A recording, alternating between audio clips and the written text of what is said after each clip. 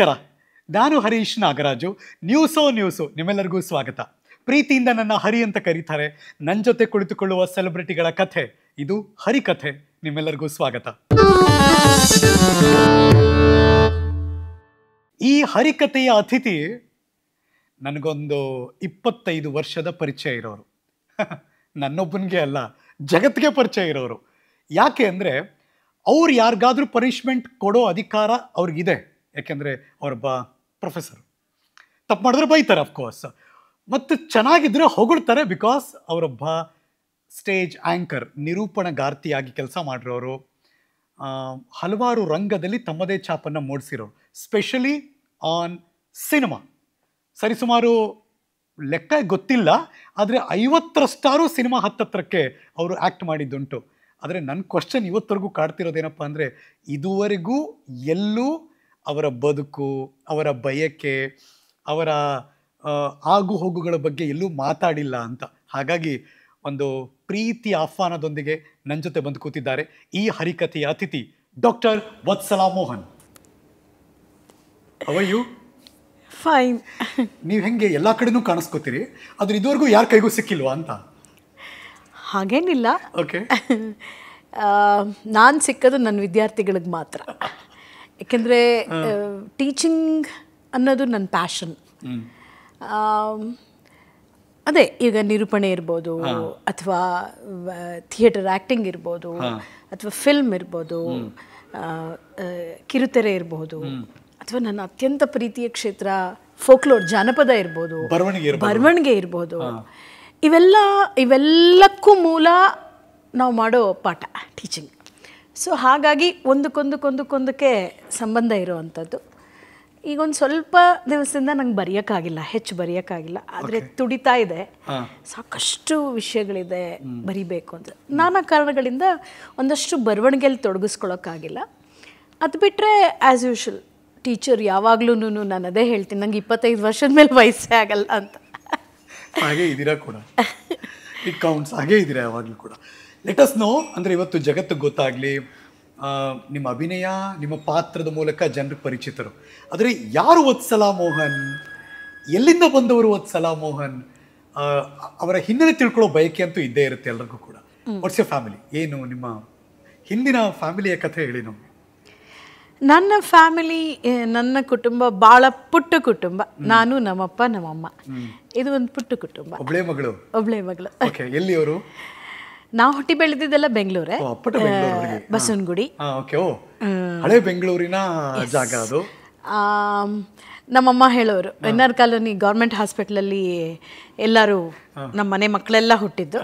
But ನನಗೆ ಅಲ್ಲಿ ಒಂದು ಸ್ವಲ್ಪ ಅಮ್ಮಂಗೆ ಕಷ್ಟ ಆಯಿತು ಅಂತ ವಾಣಿ ವಿಲಾಸಲ್ಲಿ ಹುಟ್ಟಿದೆ, ಫಾರ್ ಎ ಚೇಂಜ್ ಅಂತ.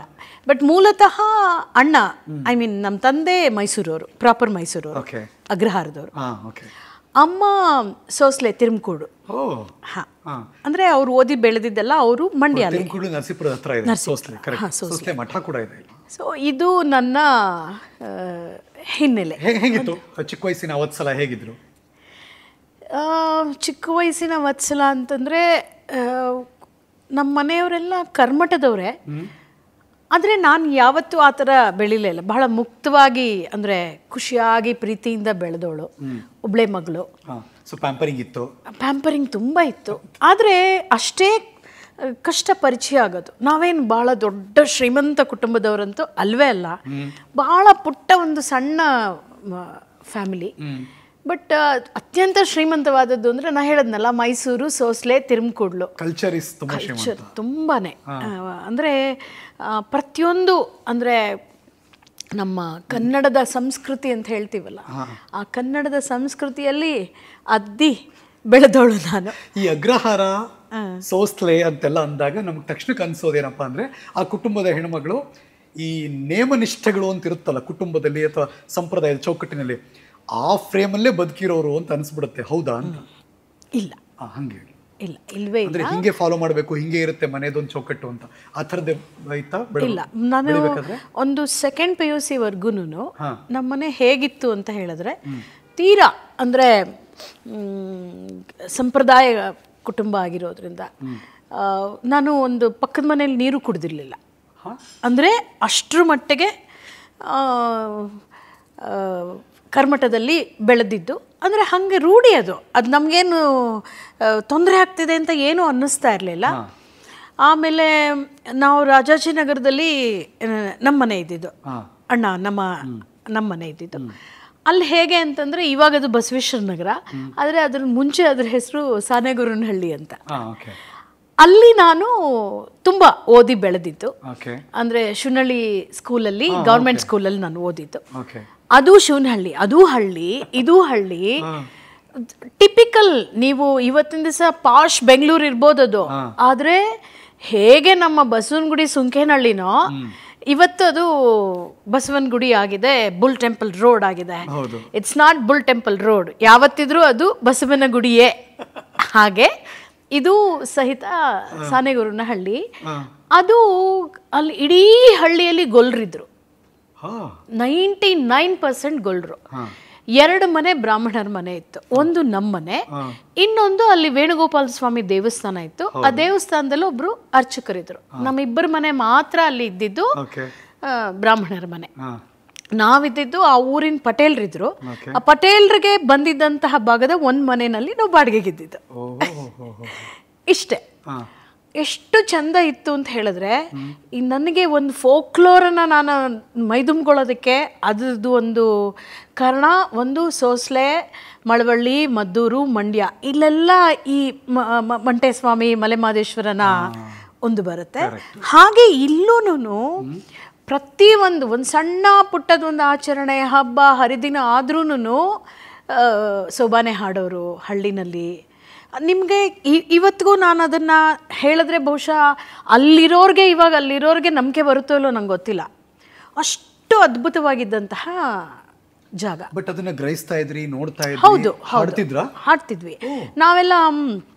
ಯಾವುದದು ಹೆಣ್ಮಕ್ಳು ಮೈನರಿದ್ರೆ ಹೊಸಿಗೆ ಹಾಕೋದು ಅಂತ, ಅದೇನು ಗೊತ್ತಾ, ಒಂದು 500-600 ಮನೆ ಇದ್ದಂಥ ಒಂದು ಜಾಗ ಅದು. ಅದು ಒಂದಲ್ಲ ಒಂದು ಯಾರೋ ಹೆಣ್ಮಕ್ಳದ್ದು ಏನೋ ಮದುವೆ ಆಗೋದು ಅಥವಾ ಏನೋ ಒಂದು ಮೈನರಿಯವರು ನಾವೆಲ್ಲ ಹೋಗೋದು. ಸ್ಕೂಲ್ ಯೂನಿಫಾರ್ಮ್ ಹಾಕೊಂಡೇ ಹೋಗ್ತಿದ್ದೆ, ನಂಗೆ ಈಗಲೂ ನೆನಪಿದೆ ಅದೆಲ್ಲ. ನಾನು ಅಂದರೆ ಹೋದರೆ ಏನೋ ಒಂದು ಚರ್ಪ್ ಕೊಡ್ತಾರೆ, ಏನೋ ಒಂದು ಬಾಳೆಹಣ್ಣು ಕೊಡ್ತಾರೆ, ಏನೋ ಕೊಡ್ತಾರೆ. ಅಲ್ಲೆಲ್ಲ ಕೂತ್ಕೊಂಡು ಆ ಹಳೆ ವಯಸ್ಸಾದ ಹೆಂಗಸರುಗಳೆಲ್ಲ ಅಲ್ಲಿ ಹಾಡೋರು. ಈಗಲೂ ಇದೆ. ಒಂದು ನೆನಪಿದೆ ಹರೀಶ, ಏನದು ಈ ಹೆಣ್ಮಕ್ಳನ್ನೆಲ್ಲ ಕೂಡಿಸ್ಬಿಟ್ಟು ಮುಂದೆ ಅದೆಲ್ಲ ಇಟ್ಟಿರ್ತಾರಲ್ಲ, ಉಂಡೆ, ಚಕ್ಲಿ, ಸಕ್ಕರೆ, ಇದು ಅದೆಲ್ಲ ಎಳ್ಳುಂಡೆ ಅದೆಲ್ಲ ಇಟ್ಟಿರ್ತಾರಲ್ಲ. ಎಳ್ಳುಂಡೆ ಕೊಡ್ತಾರೆ ಅನ್ನೋದು ಆಸೆ. ಏನು ಮಾಡೋರು ಅಂದರೆ ಎಲ್ಲ ಆದಮೇಲೆ ಅದು ಪುಡಿ ಮಾಡಿಬಿಟ್ಟು ನಮಗೆಲ್ಲ ಎಳ್ಳುಂಡೆ ಕೊಡೋರು. ಅದು ಏನೋ ಒಂದು ಹಾಡೋರು, ಹಿಂಗೆ ಕುತ್ಕೊಂಡು ಹಾಡೋರು. ತೆಂಗಿನ ತೋಟವ ತಟ್ಟೆಲ್ ಮಡಗಿರೋ ರಾಜ ರುಕ್ಮಿಣಿ ಸೀತಾ ಬಾಮೆಗೆ ಲಾಲಿ ಹೇಳಿರೋ ಸೋಬ್ನ ಹೇಳಿರೋ ಅಂತ ಈಗಲೂ ನಂಗೆ ನೆನಪಿದೆ ಅದೆಲ್ಲ. ಆದರೆ ಅದು ನಂಗೇನು ಅದು ಗೊತ್ತಾಗ್ತಿರ್ಲಿಲ್ಲ. ಅದೇ ರೀತಿ ನಮ್ಮ ಅಜ್ಜಿ ಮನೆಗೆ ಬಂದರೆ ನಮ್ಮ ಅಜ್ಜಿ ದೇವ್ರ ಪೂಜೆ ಮಾಡ್ಬೇಕಾದ್ರೆ ಅವ್ರು ಹೇಳೋಳು, ಭಾಗ್ಯದ ಲಕ್ಷ್ಮೀ ಬಾರಮ್ಮ, ಏಳು ನಾರಾಯಣ, ಏಳು ಲಕ್ಷ್ಮೀ ರಮಣ. ಬೆಳಗ್ಗೆ ಎದ್ದರೆ ನಾವೆಲ್ಲ ಅಜ್ಜಿ 4:15ಗೆಲ್ಲ ಎದ್ಬಿಟ್ಟಿರೋಳು. ಅವಳು ಮನೆಯಲ್ಲಿ ದೇವ್ರ ಪೂಜೆ ಮಾಡಬೇಕು ಅಂತಂದರೆ ಅವಳದ್ದು ಈ ಥರ ಸಂಪ್ರದಾಯದ ಹಾಡುಗಳು. ಇಲ್ಲಿ ಬಂದರೆ ನನಗೆ ಈ ಒಂದು ಸೋಬಾನೆ ಹಾಡುಗಳು. ಸೊ ಇದೇ ವಾತಾವರಣ, ಅಪ್ಪಟ ಕನ್ನಡದ ವಾತಾವರಣದಲ್ಲಿ ನಾನು ಬೆಳೆದೆ. ಅರಿವಿದ್ದೋ ಅರಿವಿಲ್ಲದೇನೋ ಬೆಳೆಯುವ ಹಂತದಲ್ಲಿ ನಿಮ್ಮ ಕಿವಿಗೆ ಬೀಳ್ತಾ ಇತ್ತು, ನಿಮ್ಮ ಕಣ್ಣು ಕಾಣಿಸ್ತಿರ್ತೀವಲ್ಲ. ಹೌದು. ಬಟ್ ಅವಾಗ ಏನೂ ಕ್ಲಾರಿಟಿ ಇರಲಿಲ್ಲ. ಓಕೆ, ಏನೂ ಕ್ಲಾರಿಟಿ ಇರಲಿಲ್ಲ. ಬಟ್ ಅವಾಗ ಏನು ಆಸೆ ಇತ್ತು, ಏನಾಗಬೇಕು ಅಂತ ಆಸೆ ಇತ್ತು ಅವಾಗೆಲ್ಲ? ಏನು ಇನ್ಫ್ಲೂಯೆನ್ಸ್ ಆಗ್ತಿದ್ರಿ? ಇನ್ಫ್ಲೂಯೆನ್ಸ್ ಅಂದರೆ ನಂಗೆ ಮೊದಲಿಂದ ಬಹುಶಃ ನಂಗೆ ಗೊತ್ತಿಲ್ಲ. ನಮ್ಮ ಮನೆಯವ್ರುಗಳು, ತಂದೆ ತಾಯಿ ನಮ್ಮ ಮೈಸೂರಲ್ಲಿ. ನನ್ನ ತಾತ ಶಾಮರಾವ್ ಅಂತ ವರದಾಚಾರ್ ಕಂಪ್ನಿನಲ್ಲಿದ್ದವರು. BS ರಾಜೇಂಗಾರ್ ಅಂತ ಕೇಳಿರ್ಬೋದು. ಆರ್ ನಾಗೇಂದ್ರ ರಾಯರು. ನನ್ನ ತಾತನ ಮನೇಲಿ ಇತ್ಕೊಂಡು ನನ್ನ ತಾತಾಜಿನೇ ಅವ್ರಿಗೆ ಹಸೆಮಣೆ ಮೇಲೆ ಕೂತ್ಕೊಂಡು ದಾರೆ ಏರ್ಕೊಟ್ಟಿರೋದು. ಸೊ ಅಲ್ಲೂ ಒಂದು ಸಾಂಸ್ಕೃತಿಕವಾದಂತಹ ವಾತಾವರಣ ಒಳ್ಳೆ. ನಮ್ಮ ಅಪ್ಪಂಗಂತೂ ಹಿಂದೂಸ್ತಾನಿ ಮತ್ತು ಕರ್ನಾಟಕ ಎರಡರಲ್ಲೂ ಹಿಡ್ತಾ ಇತ್ತು. ಅಂದರೆ ಅವ್ರೇನು ಕಚೇರಿ ಮಾಡ್ತಿರ್ಲಿಲ್ಲ, ಹಾಡ್ತಿರ್ಲಿಲ್ಲ. ಬಟ್ ನಮ್ಮ ತಾತ ಹಾಡೋರು ಅಂತೆ, ಅದಕ್ಕೆಂದರೆ ನಾನು ನೋಡಿಲ್ಲ. ಸೊ ಹಾಗಾಗಿ ನನಗೆ ಯಾವಾಗಲೂ ಸಾಹಿತ್ಯ, ಸಂಗೀತ, ಈ ಸಂಪ್ರದಾಯ, ಕಲೆ ಇದರಲ್ಲೇ ನಾನು ಹೆಚ್ಚು ಬೆಳೆದಳು. ಬಹಳ ಇಂಪಾರ್ಟೆಂಟ್ ಗಮನ ಸೆಳೆದಿದ್ದು ನನಗೆ ಒಂದು ಜನಪದದ ಕಲೆ, ಇನ್ನೊಂದು ರಂಗಭೂಮಿಯ ನಂಟು. ಇದು ಒಂದು ಸ್ಟ್ರಾಂಗ್ ಬುನಾದಿ ಅನ್ಸುತ್ತೆ ನಿಮ್ಮ ಲೈಫ್ಗೆ. ಹೌದು, ಅಂದರೆ 3rd ಸ್ಟ್ಯಾಂಡರ್ಡ್ 4th ಸ್ಟ್ಯಾಂಡರ್ಡಲ್ಲೆಲ್ಲ ನಾನು ಆ್ಯಕ್ಟ್ ಮಾಡ್ತಿದ್ದೆ. ಅಂದರೆ ಅವಾಗೆಲ್ಲ ಕಂಪಲ್ಸರಿ ಸ್ಕೂಲ್ಸಲ್ಲಿ ಅಂದರೆ ಒಂದು ಮ್ಯೂಸಿಕ್ ಪೀರಿಯಡ್ ಇದ್ದೇ ಇರ್ತಿತ್ತು, ಆ್ಯಂಡ್ ಮಾಸ್ ಪಿ ಟಿ ಇರ್ತಿತ್ತು.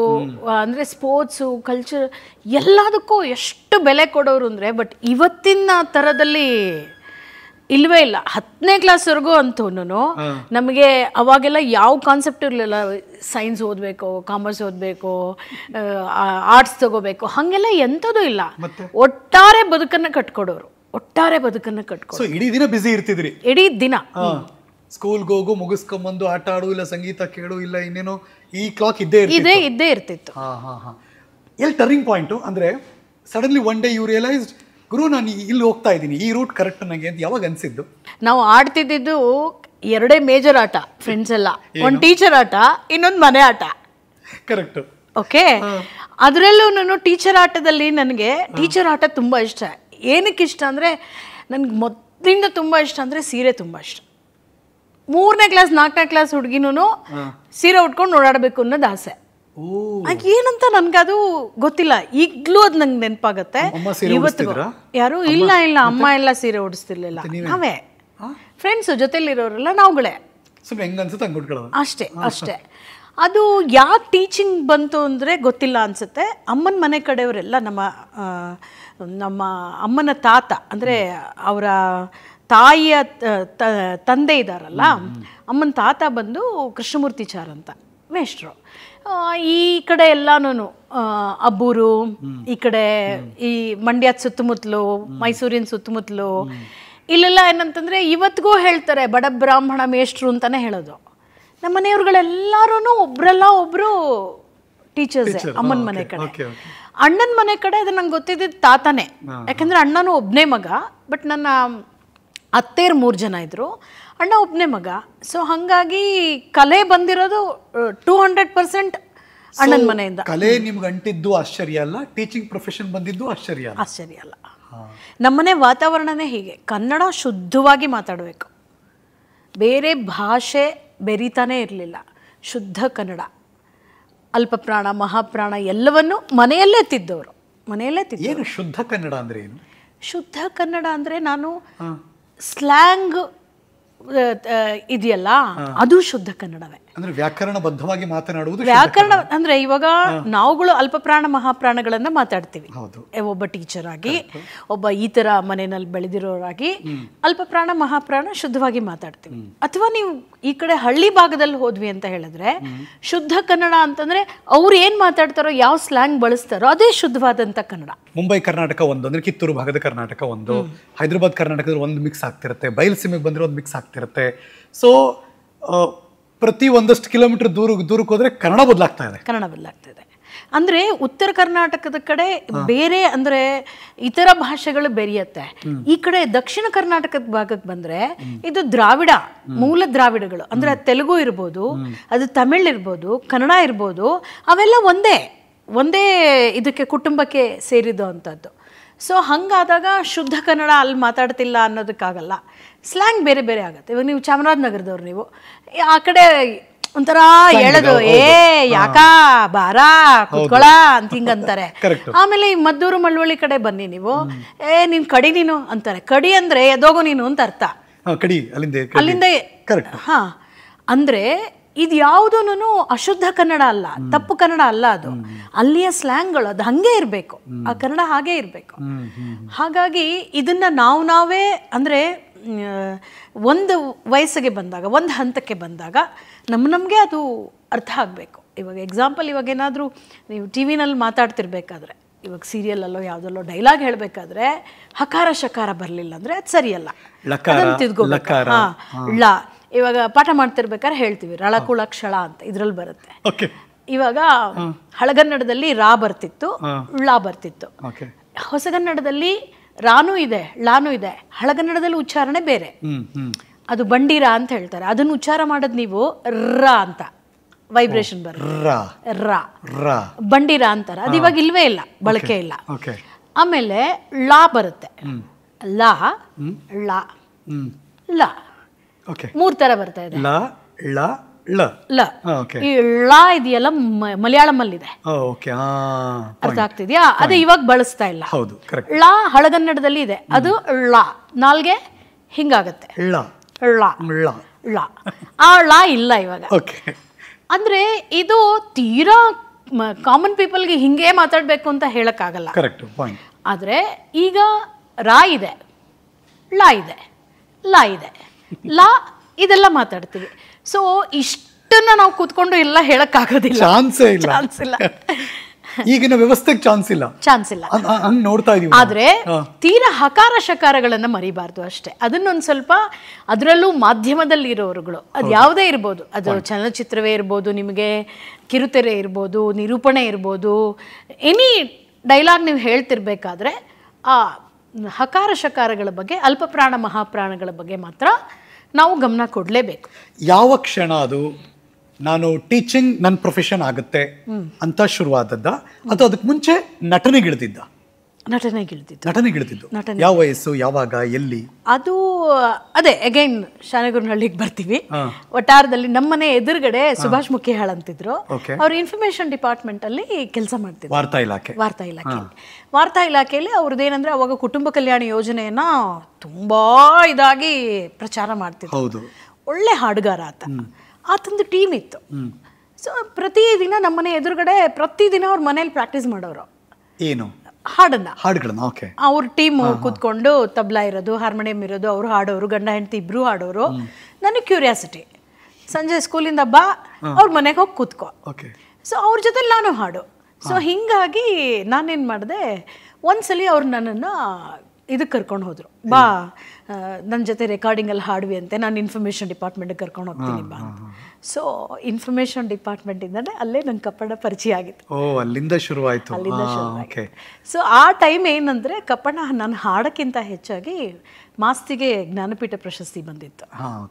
ಇದು ಇನ್ಫಾರ್ಮೇಷನ್ ಡಿಪಾರ್ಟ್ಮೆಂಟಿಂದ, ವಾರ್ತಾ ಇಲಾಖೆಯಿಂದ ಅವಾಗೆಲ್ಲ ನಡೀತಿದ್ದು ಅಲ್ಲಿಂದನೇ. ಒಂದು ಗೌರವ ಅಭಿನಂದನಾ ಸಮಾರಂಭ ನಡೀತಾ ಇತ್ತು, ಅಲ್ಲಿಗೆ ನಿರೂಪಣೆಗೆ ಎಂಟ್ರಿ ಕೊಟ್ರಿ? ನಿರೂಪಣೆ ಅಲ್ಲ, ನಾಟಕ.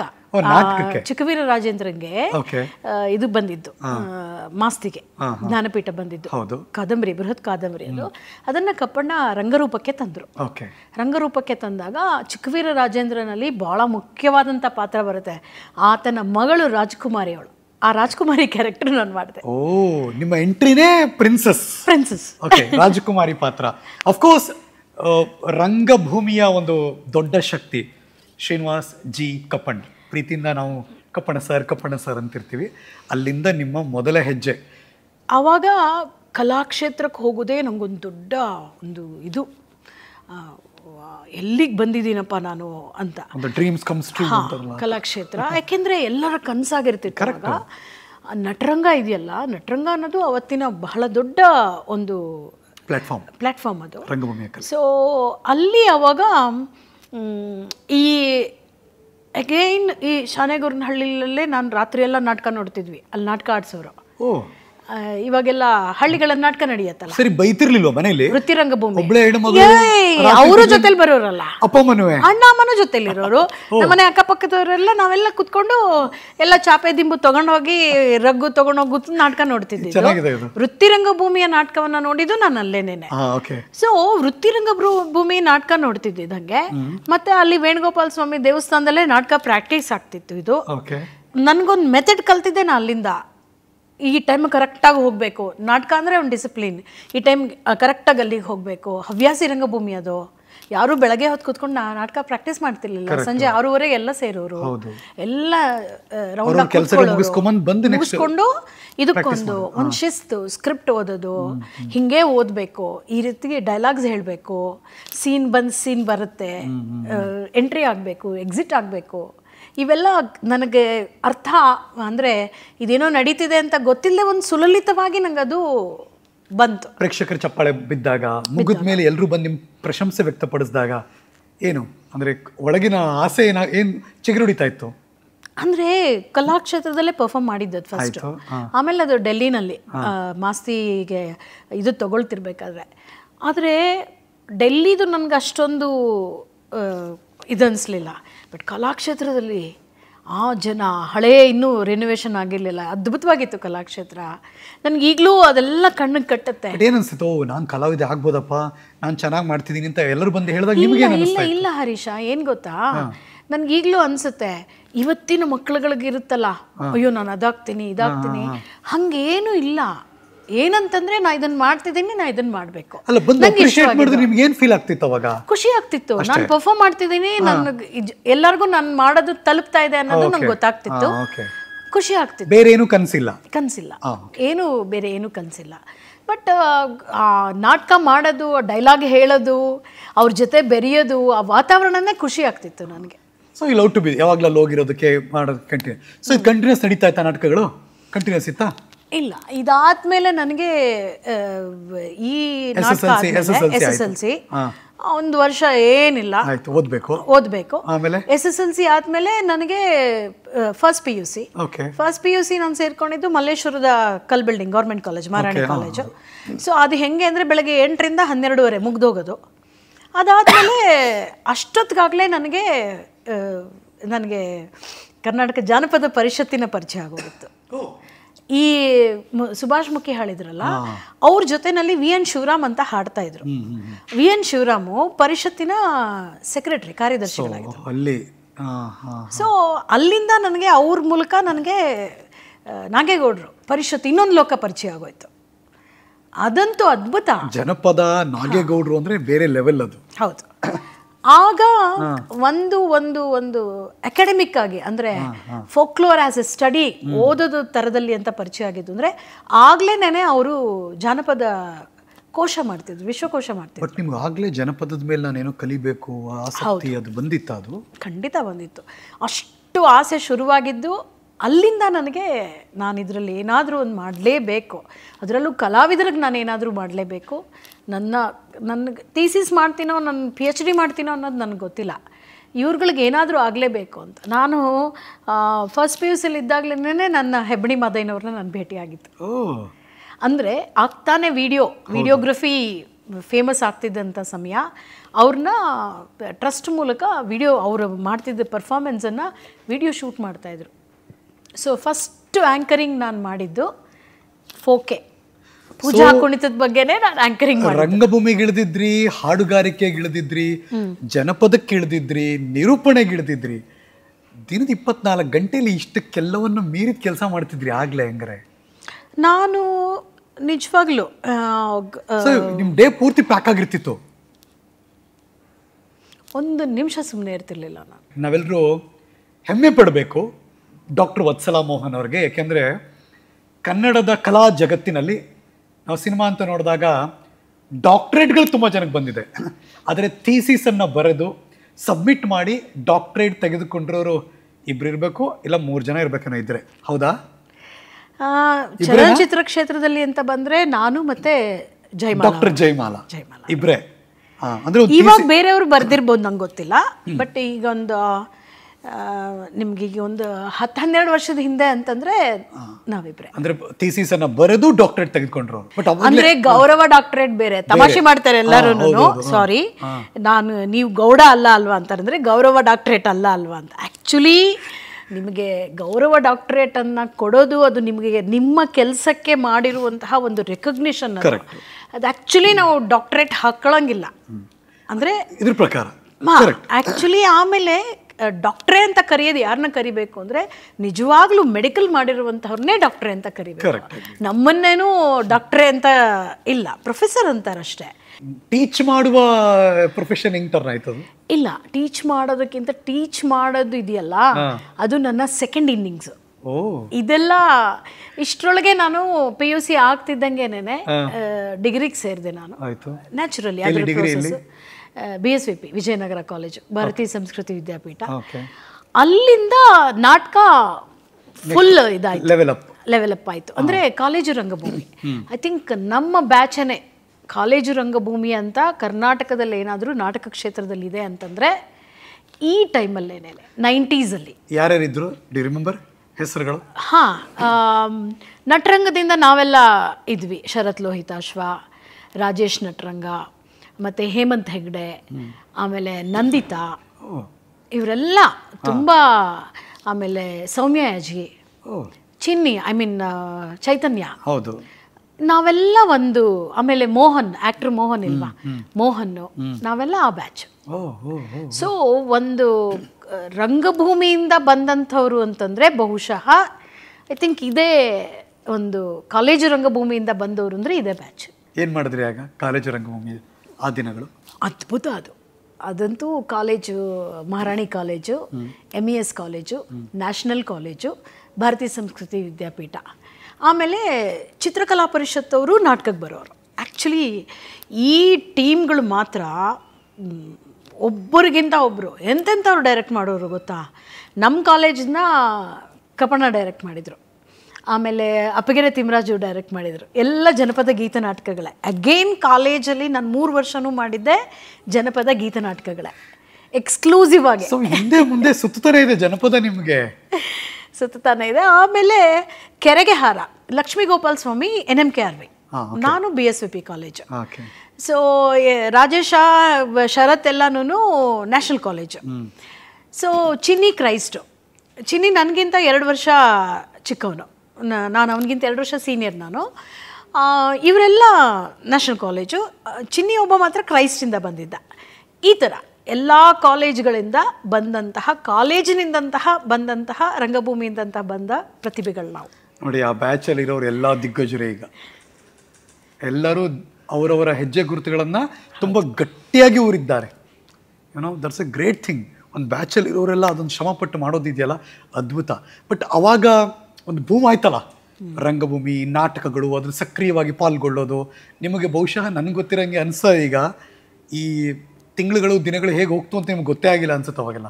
8ನೇ ಕ್ಲಾಸಿಂದ ಫೈನಲ್ ಇಯರ್ BCom ವರ್ಗು ಹೆಂಗೆ ಹೋಯ್ತು ಅಂತಲೇ ಗೊತ್ತಿಲ್ಲ. ನೋಡ್ತಾ ದಿನ ಹೊರಳ್ತು ಅಂತಾರಲ್ಲ, ಹಂಗೆ ಟೈಮ್ ಫ್ಲೈಸ್ ಹಾಗೆ. So one day you become expert. College degree ಮುಗಿಸಿ ಆಚೆ ಬಂದ್ರಿ, ವಾಟ್ ನೆಕ್ಸ್ಟ್ ಅಂತ ಏನಾದ್ರು ಕಾಡ್ತಿತ್ತ ಅಥವಾ ಪ್ಲಾಟ್ಫಾರ್ಮ್ ರೆಡಿ ಇತ್ತಾ? ಅಂದರೆ ಪ್ಲ್ಯಾಟ್ಫಾರ್ಮ್ ರೆಡಿ ಇತ್ತು, ಆದರೆ ಆ ಪ್ಲ್ಯಾಟ್ಫಾರ್ಮಲ್ಲಿ ಈ ಮೋಹನ ನನ್ನನ್ನು ಸೆಳ್ಕೊಂಬಿಟ್ಟ. ಓಕೆ, ಈ ಮೋಹನ ಯಾರು ಅಂತ ಗೊತ್ತಿಲ್ಲ, ಅವರೇ ಹೇಳ್ತಾರೆ. Doctor Vatsala Mohan, one more miracle and wonderful personality. Go head. ಈ ಮೋಹನ ನಿಮ್ಮನ್ನ ಸೆಳೆದದ್ದು ಎಲ್ಲಿ? ಯಾವ ಮೋಹನ ನಿಮ್ಮನ್ನ ಕರೆಯಿತು ಹೇಳಿ? ಸೇಮ್ ಕಾಲೇಜ್ ರಂಗಭೂಮಿನೇ. ಓಕೆ, ನಾನು BSVP ಫಸ್ಟ್ ಇಯರ್ BCom. ನಮ್ದು ನಾಟಕ, ಮೊದಲನೇ ನಾಟಕ ಕಪ್ಪಣ ಎಲ್ಲ ಬ್ಲಾಕಿಂಗ್ ಎಲ್ಲ ಮಾಡಿಕೊಟ್ಟಿದ್ರು, ಅಪ್ಪಗೆರೆ ತಿಮ್ಮರಾಜು ಡೈರೆಕ್ಟ್ ಮಾಡಿದ್ರು. ಗೀತ ನಾಟಕ 1 ಗಂಟೆ 5 ನಿಮಿಷದ ನಾಟಕ. 1 ಗಂಟೆ 5 ನಿಮಿಷ ನಾನು ಹಾಡಿದ್ದೀನಿ. ಹಾಡಿನ ಮೂಲಕನೇ, ಡೈಲಾಗ್ ಇರಲ್ಲ ಗೀತ ನಾಟಕಗಳಲ್ಲಿ. ನಾನ್ ಸ್ಟಾಪ್ 1 ಗಂಟೆ 5 ನಿಮಿಷ ಹಾಡೋದು. ನಾವು ಮೇಳ ಅಂತ ನಾವೆಲ್ಲ ಇರ್ತೀವಿ, 5 ಜನ ಹಾಡ್ತಿದ್ವಿ ನಾವು. ಲೈಫಲ್ಲೇ ಮರೆಯಂಗಿಲ್ಲ ಅದನ್ನ, ಖಂಡಿತ ಮರೆಯಂಗಿಲ್ಲ. ಅದು ನನ್ನ ಫಸ್ಟ್ ಇಯರ್ BCom.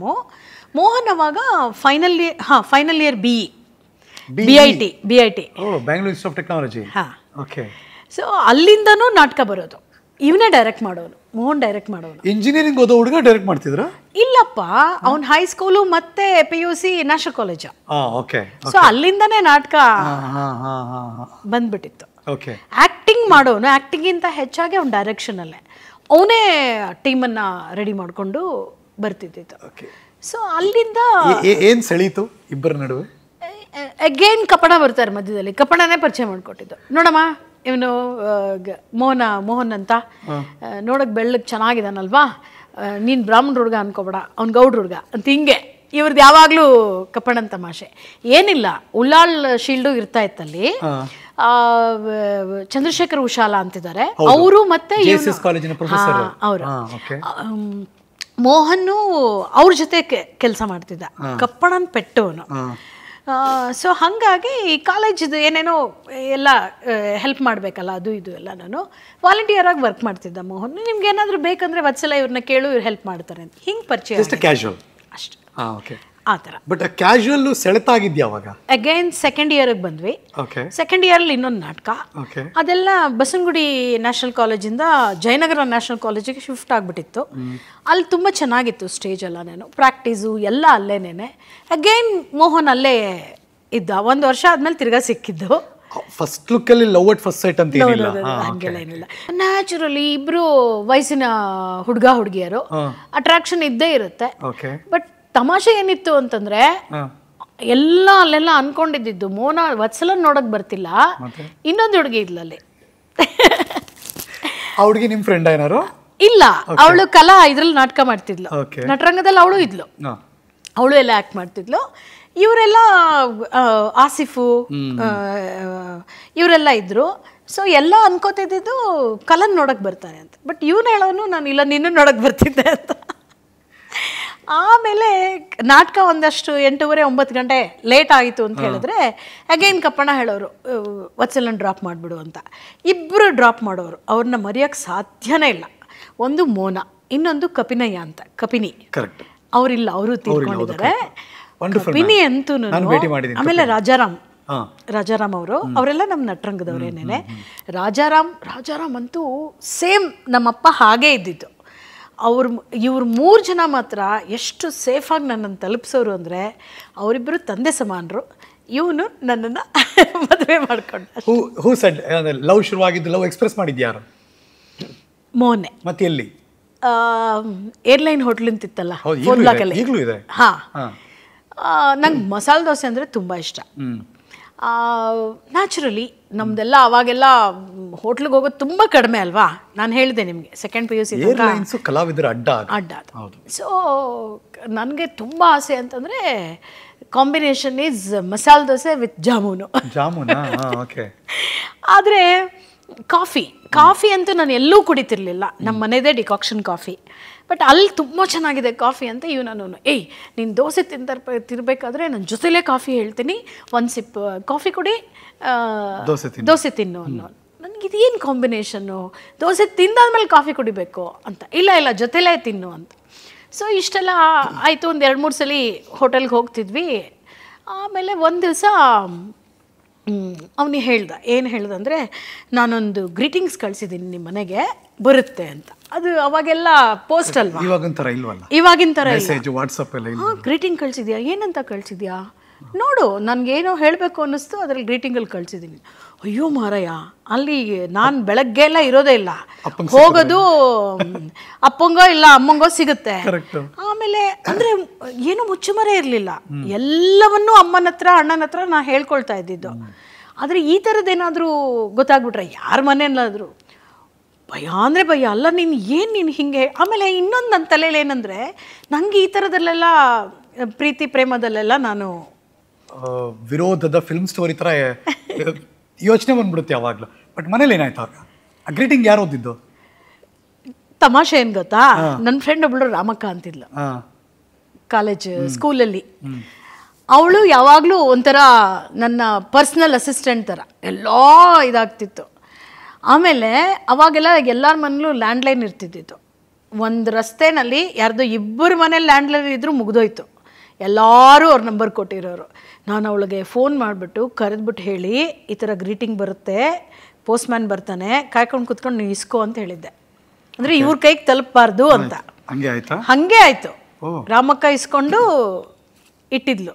ಏನು ಬರ್ತಿತ್ತು ಅದರಲ್ಲಿ? ಅಷ್ಟೇ. ನಾನು ಇದೆ ಇನ್ನೂ ಗ್ರೀಟಿಂಗ್ ಅದಿದೆ, ಅವನು ಬರೆದು ಕೊಟ್ಟಿದ್ದಿತ್ತು.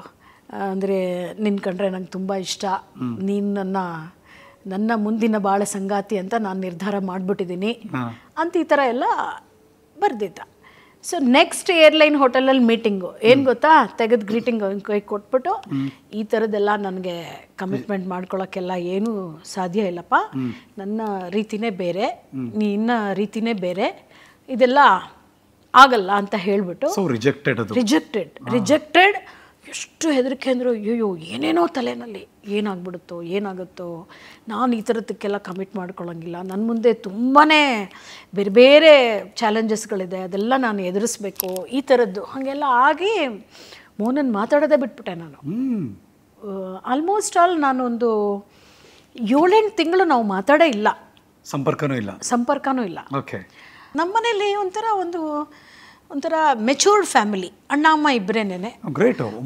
ಅಣ್ಣ ಬ್ರಾಹ್ಮಣರ ಫ್ಯಾಮಿಲಿಲಿ ಆ ಕಾಲಕ್ಕೆ ಒಪ್ಪೋದಿದೆಯಲ್ಲ ಆರಾಮ. ಈಗ ನೀನು ಇಷ್ಟೆಲ್ಲ ಇಷ್ಟಪಟ್ಟು ಒಪ್ಪಿ ಎಲ್ಲ ಮಾಡ್ಕೊಂಡು ನೀನು ನಿರ್ಧಾರ ಮಾಡಿದ್ಮೇಲೆ ನಾವೇನು ಇಲ್ಲ ಅಂತ ಹೇಳೋಕ್ಕಾಗಲ್ಲ ಅಲ್ವಾ ಅಂತ. ಬಟ್ ನನ್ನ ಮನೆಯಲ್ಲಿ ನನ್ನ ಸೋದರ ಮಾವಂದರು, ನಂಗೆ 4 ಜನ ಸೋದರ ಮಾವಂದರು, ಅವ್ರಿಗೆಲ್ಲ ಏನಂತಂದರೆ ನೀ ಇಷ್ಟಪಟ್ಟಿದ್ಯಾ ಎಲ್ಲ ಆಯಿತು, ನನ್ನ ಅಕ್ಕ ಮಾವಂಗೆ ತೊಂದರೆ ಆಗಬಾರ್ದು ಅಂದರೆ ಇವ್ರುಗಳು ನಮ್ಮ ಮನೆಯಲ್ಲಿ ಕಿರಿಕಿರಿ ಮಾಡ್ಕೊಳಕ್ಕೆ ಏನು ಇಷ್ಟ ಇರಲಿಲ್ಲ. ಅವ್ರ ಮನೆಯವರೆಲ್ಲ ಒಪ್ಪಿದ್ರು, ರೆಡಿ ಇರಲಿಲ್ಲ. ರೆಡಿ ಇರಲಿಲ್ಲ ಅಂದರೆ ನಾನಾ ಕಾರಣಗಳದು. ಫೈನಲಿ ಮದುವೆ ಆದ್ರಿ. ನಮ್ದೇನಂದರೆ ನನ್ನ ಮೋಹನ ನಿರ್ಧಾರ ಏನಂತಂದರೆ ನಮ್ಮನೆ ಕಡೆ ಏನೇ ಆಗಿರ್ಬೋದು, ಅವ್ರ ಮನೆ ಕಡೆ ಏನೇ ಆಗಿರ್ಬೋದು, ನಾನು ಒಂದೇ ಮಾತು ಹೇಳಿದ್ದು ಸೆಕೆಂಡ್ ಟೈಮ್ ನನ್ನ ಮೋಹನ್ಗೆ, ನೋಡಪ್ಪ ನನ್ನ ಜವಾಬ್ದಾರಿ ಅಣ್ಣ ಅಮ್ಮ ಇಬ್ಬರೂ. ಯಾಕೆಂದರೆ ನನಗೂ ನಮ್ಮ ತಂದೆಗೂ, ನಮ್ಮ ತಂದೆ ಮದುವೆ ಆದಾಗಲೇ 42 ವರ್ಷ, ನನಗೂ ನಮ್ಮ ತಂದೆಗೂ ವಯಸ್ಸಿನಲ್ಲಿ ತುಂಬ ಅಂತರ ಇತ್ತು. ಸೊ ಅವ್ರಿಗೆ ಆಲ್ರೆಡಿ ನಾನು ಇನ್ನೂ 20 ವರ್ಷದ ಹುಡುಗಿ, ನಮ್ಮ ತಂದೆಗಾಗಲೇ 68 ವರ್ಷ ವಯಸ್ಸು. ಇದನ್ನು ತಂದೆ ತಾಯಿ ಜವಾಬ್ದಾರಿ ನಂದು. ಯಾಕೆಂದರೆ ನನ್ನ ಮದುವೆ ಒಬ್ಬಳೇ ಮಗಳು ನಾನು. ಏನೇ ಆದ್ರೂ ಅವ್ರ ಜವಾಬ್ದಾರಿ ನಂದೇನೇನೆ. ಇದಕ್ಕೆ ನೀನು ಒಪ್ಪಿಗೆ ಕೊಡೋದಾದರೆ ಮಾತ್ರ ನಾವು ಮುಂದುವರಿಬೋದು, ಇಲ್ಲಾಂದರೆ ಸಾಧ್ಯನೇ ಆಗಲ್ಲ ಅಂತ. ಅದು ಚೆನ್ನಾಗಿ ಗೊತ್ತಿತ್ತು ಮೋಹನ್ಗೆ. ಇದು ಒಪ್ಪಂದ ಅಲ್ಲ, ಇದು ನನ್ನಿರೋ ಪರಿಸ್ಥಿತಿ ಇದು ಅನ್ನೋ ಥರದಲ್ಲಿ. ಆ ಥರದಲ್ಲಿ ಮೋಹನ್ ತುಂಬ ಮೆಚೂರ್ಡ್ ಆ ವಿಷಯದಲ್ಲೆಲ್ಲ. ನಾನು ಇದ್ರ ಜೊತೆಯಲ್ಲಿ ನಮ್ಮ ಕುಟುಂಬ ಎಷ್ಟು ಮುಖ್ಯನೋ ಅವನ ಕುಟುಂಬನೂ ಅಷ್ಟೇ ಮುಖ್ಯ. ಆಮೇಲೆ ತಂದೆ ತಾಯಿನ, ಯಾಕೆಂದರೆ ತಂದೆ ತಾಯಿಗಳು ಅವ್ರದ್ದೇ ಆದಂಥ ಕನಸಿಟ್ಕೊಂಡು ಮಕ್ಕಳನ್ನ ಬೆಳೆಸ್ತಾರೆ. ನಾವು ನಮ್ಮ ಕನಸುಗಳನ್ನು ಸಾಕಾರ ಮಾಡ್ಕೋಬೇಕು, ಜೊತೆಗೆ ಅವ್ರಿಗೂ ಅವರ ಒಂದು ಭಾವನೆಗಳಿಗೂ ಎಮೋಷನ್ಗಳಿಗೂ ಧಕ್ಕೆ ತರಬಾರ್ದು. ಹಾಗೆ ಒಂದು ನಿರ್ಧಾರ ಮಾಡಿದ್ವಿ, ಯಾವುದೇ ಕಾರಣಕ್ಕೂ ನಾವಿಬ್ಬರು ಓಡೋಗಿ ಮದುವೆ ಆಗಲ್ಲ, ಹೇಳ್ದೆ ಕೇಳದೆ ಮದುವೆ ಆಗಲ್ಲ, ತಂದೆ ತಾಯಿನ ಕನ್ವಿನ್ಸ್ ಮಾಡೇನೇ ಅವ್ರನ್ನ ಮದುವೆ ಆಗೋದು ಅಂತ. ತಮಾಷೆ ಅಂದರೆ ನಾಗೇಗೌಡರು ಅವ್ರ ಮನೆಗೆ ಹೋಗಿ ಹೆಣ್ಣನ್ನು ಕೇಳಿದ್ದು. ಎಚ್ ಎಲ್ ನಾಗೇಗೌಡರು ಗಂಡ ಹೆಂಡತಿ, ಐ ಥಿಂಕ್ ಅವ್ರ ಮಕ್ಕಳುಗಳ ಬಗ್ಗೆನೂ ಅಷ್ಟು ತಲೆ ಕೆಡಿಸ್ಕೊಂಡಿರಲಿಲ್ಲ ಅನ್ಸುತ್ತೆ. ಎಚ್ ಎಲ್ ನಾಗೇಗೌಡರು ಗಂಡ ಹೆಂಡತಿ, ಜನಪದ ತಜ್ಞ ಡಾಕ್ಟರ್ ಎಚ್ ಎಲ್ ನಾಗೇಗೌಡರು ಹೋಗಿ ನಿಮ್ಮ ಪರವಾಗಿ. ಹೌದು, ಸಿ ವೀರಣ್ಣ ಗಂಡ ಹೆಂಡತಿ, Poornima C Veeranna, H L ನಾಗೇಗೌಡರು ಗಂಡ ಹೆಂಡತಿ, ಬೋಲಿಂಗಯ್ಯನವರು, ಬೋಲಿಂಗಯ್ಯನವರು ಮತ್ತು ಶ್ರೀನಿವಾಸ ಮೂರ್ತಿ, ಇಷ್ಟು ಜನ ನನ್ನ ಪರವಾಗಿ ಮೋಹನ್ ಮನ್ಲೆ ಹೋಗಿ ಕೇಳಿ. ನೋಡಿ ನಿಮ್ಮನ್ನ ಹೆಂಗೆ ಎಲ್ಲರೂ, ಅಂದರೆ ನೀವು ಬರೀ ನಿಮ್ಮ ಅಪ್ಪ ಅಮ್ಮಂಗಷ್ಟೇ ಮಗಳಾಗಿರ್ಲಿಲ್ಲ, ಒಂಥರ ಈ ಕಲಾ ಕುಟುಂಬಕ್ಕೆ ನೀವು ಒಂಥರ ಐಕಾನ್ ಥರ. ಈಕೆ ಮದುವೆ ಆಗ್ತಾಳೆ, ನಾವೆಲ್ಲ ಒಟ್ಟಿಗೆ ನಿಂತ್ಕೊಳ್ಳೋಣ ಅಂತ. ಎಷ್ಟು ಚಂದ ಮದುವೆ ಆಯಿತು ಅಂದರೆ, ಯಾವ ಆಡಂಬರದ ಮದುವೆ ಅಲ್ಲ, ಆದರೆ ನಮ್ಮನೆ ಕಡೆಯಿಂದನೂ ಎಲ್ಲ ಬಂದರು, ಅವ್ರ ಮನೆ ಕಡೆಯಿಂದನೂ ಎಲ್ಲರೂ ಬಂದರು. ಇಂಥ ದಿಗ್ಗಜರು ಮದುವೆನಲ್ಲಿದ್ದರು.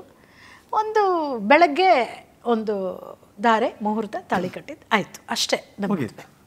ಇದಾದಮೇಲೆ ಈವನ್ ಅನನ್ಯನೂ ಅಷ್ಟೇನೆ ದೊಡ್ಡದಾಗೆ ನಾಮಕರಣ ಮಾಡಿದ್ದೆಲ್ಲ ಎಂಥದೂ ಇಲ್ಲ. ಅಫ್ಕೋರ್ಸ್ ಅನನ್ಯ ಮೋಹನ್ ಅವರ ಮಗಳು.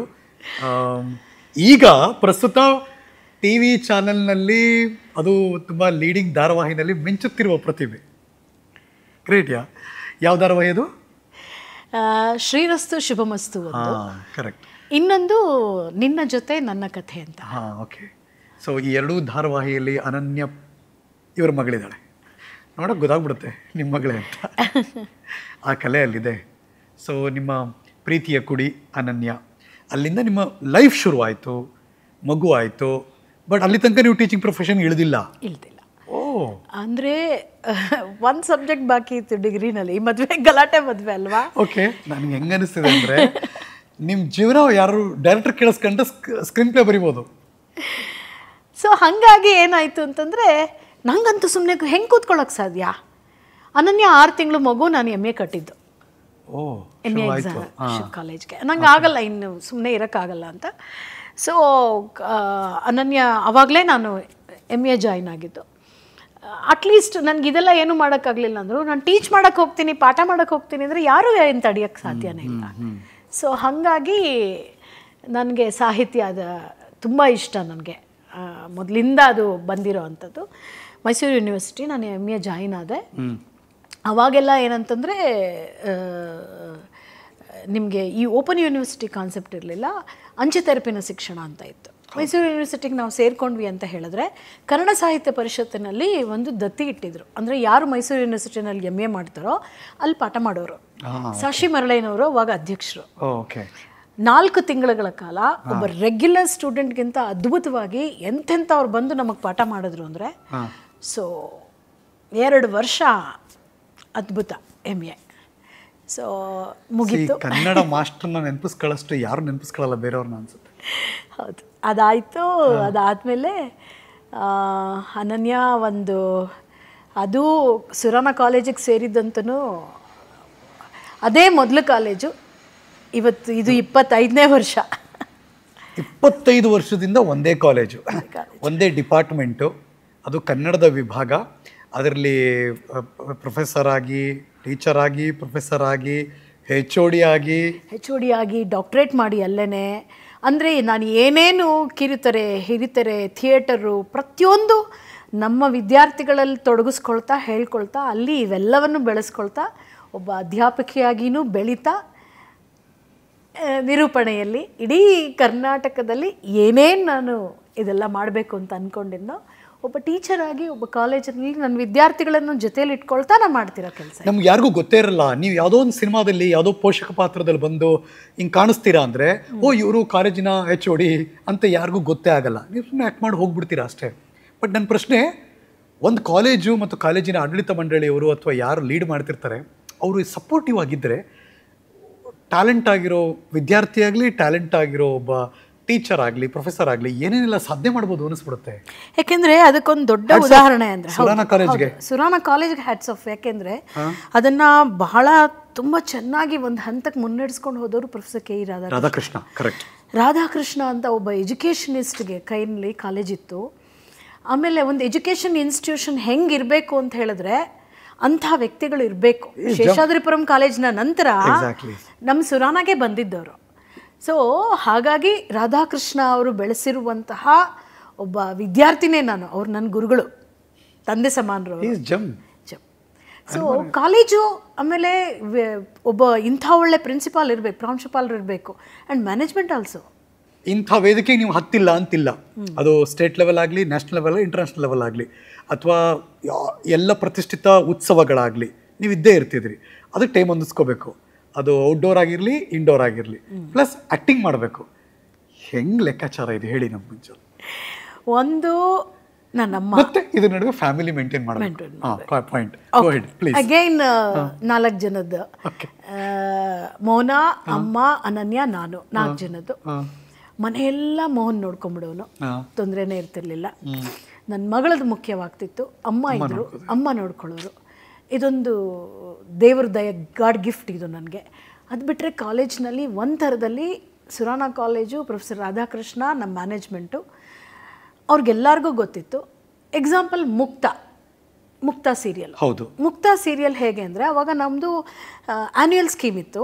ಕಾಲೇಜು ಸೆಮಿಸ್ಟರ್ ಇರಲಿಲ್ಲ. ನಾವು PUC ಮತ್ತು ಡಿಗ್ರಿ ಎರಡೂ ಒಟ್ಟಿಗೆ ನಾನು ಪಾಠ ಮಾಡ್ತಿದ್ವಿ ನಾವು. ಬಟ್ ಏನಂದರೆ ಒಬ್ಬ ಟೀಚರ್ಗೆ ಒಂದು ದಿನಕ್ಕೆ ಮ್ಯಾಕ್ಸಿಮಮ್ 4 ಅವರ್ ಪಾಠ ಮಾಡೋಕ್ಕೆ ಇದೆ.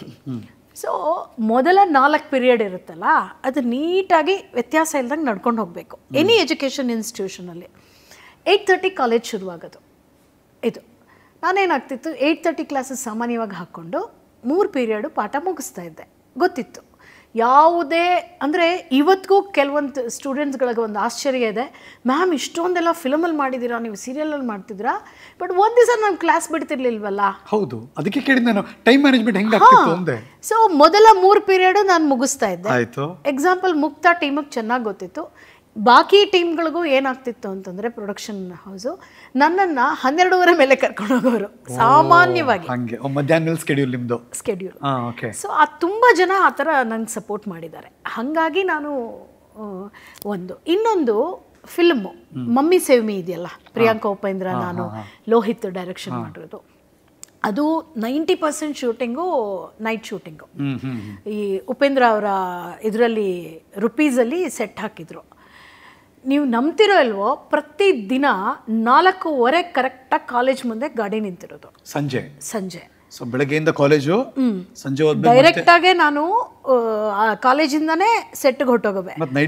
ನೈಟ್ ಶೂಟು ಒಂದೊಂದ್ಸಲಿ ಅಂತೂ ಬೆಳಗಿನ ಜಾವ 4:15 ಗಂಟೆ ತನಕ ಶೂಟ್ ಆಗಿದ್ದು ಇದೆ. ಮನೆಗೆ ಬಂದು 1 ಅವರ್, ಹಾಫ್ ಅನ್ ಅವರ್ ಮಲ್ಕೊಳ್ಳೋದು, ತಿರ್ಗಾ ಕಾಲೇಜ್ಗೆ ಹೋಗೋದು. ನೋಡಿ, ನಿಮ್ಮ ಶ್ರಮ ನಮ್ಗೆ ಗೊತ್ತೇ ಇರಲ್ಲ. ಅಲ್ಲೆಲ್ಲ ನೀವು ಬಂದು ಹೋಗಿದ್ದು, ನೀವು ನೋಡಿದ್ದು ಹಿಂಗೆ ಅಂತಿರ್ತೀವಿ ನಾವೆಲ್ಲ.